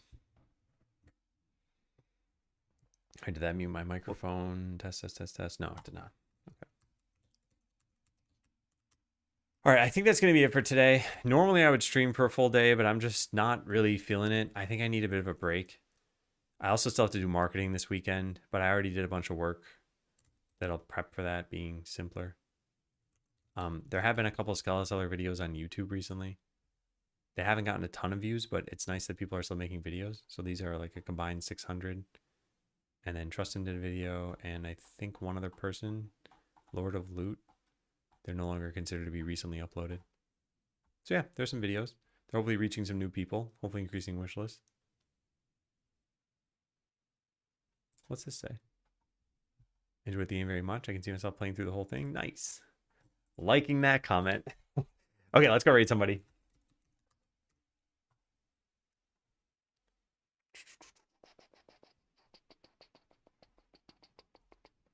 Let us raid Covino.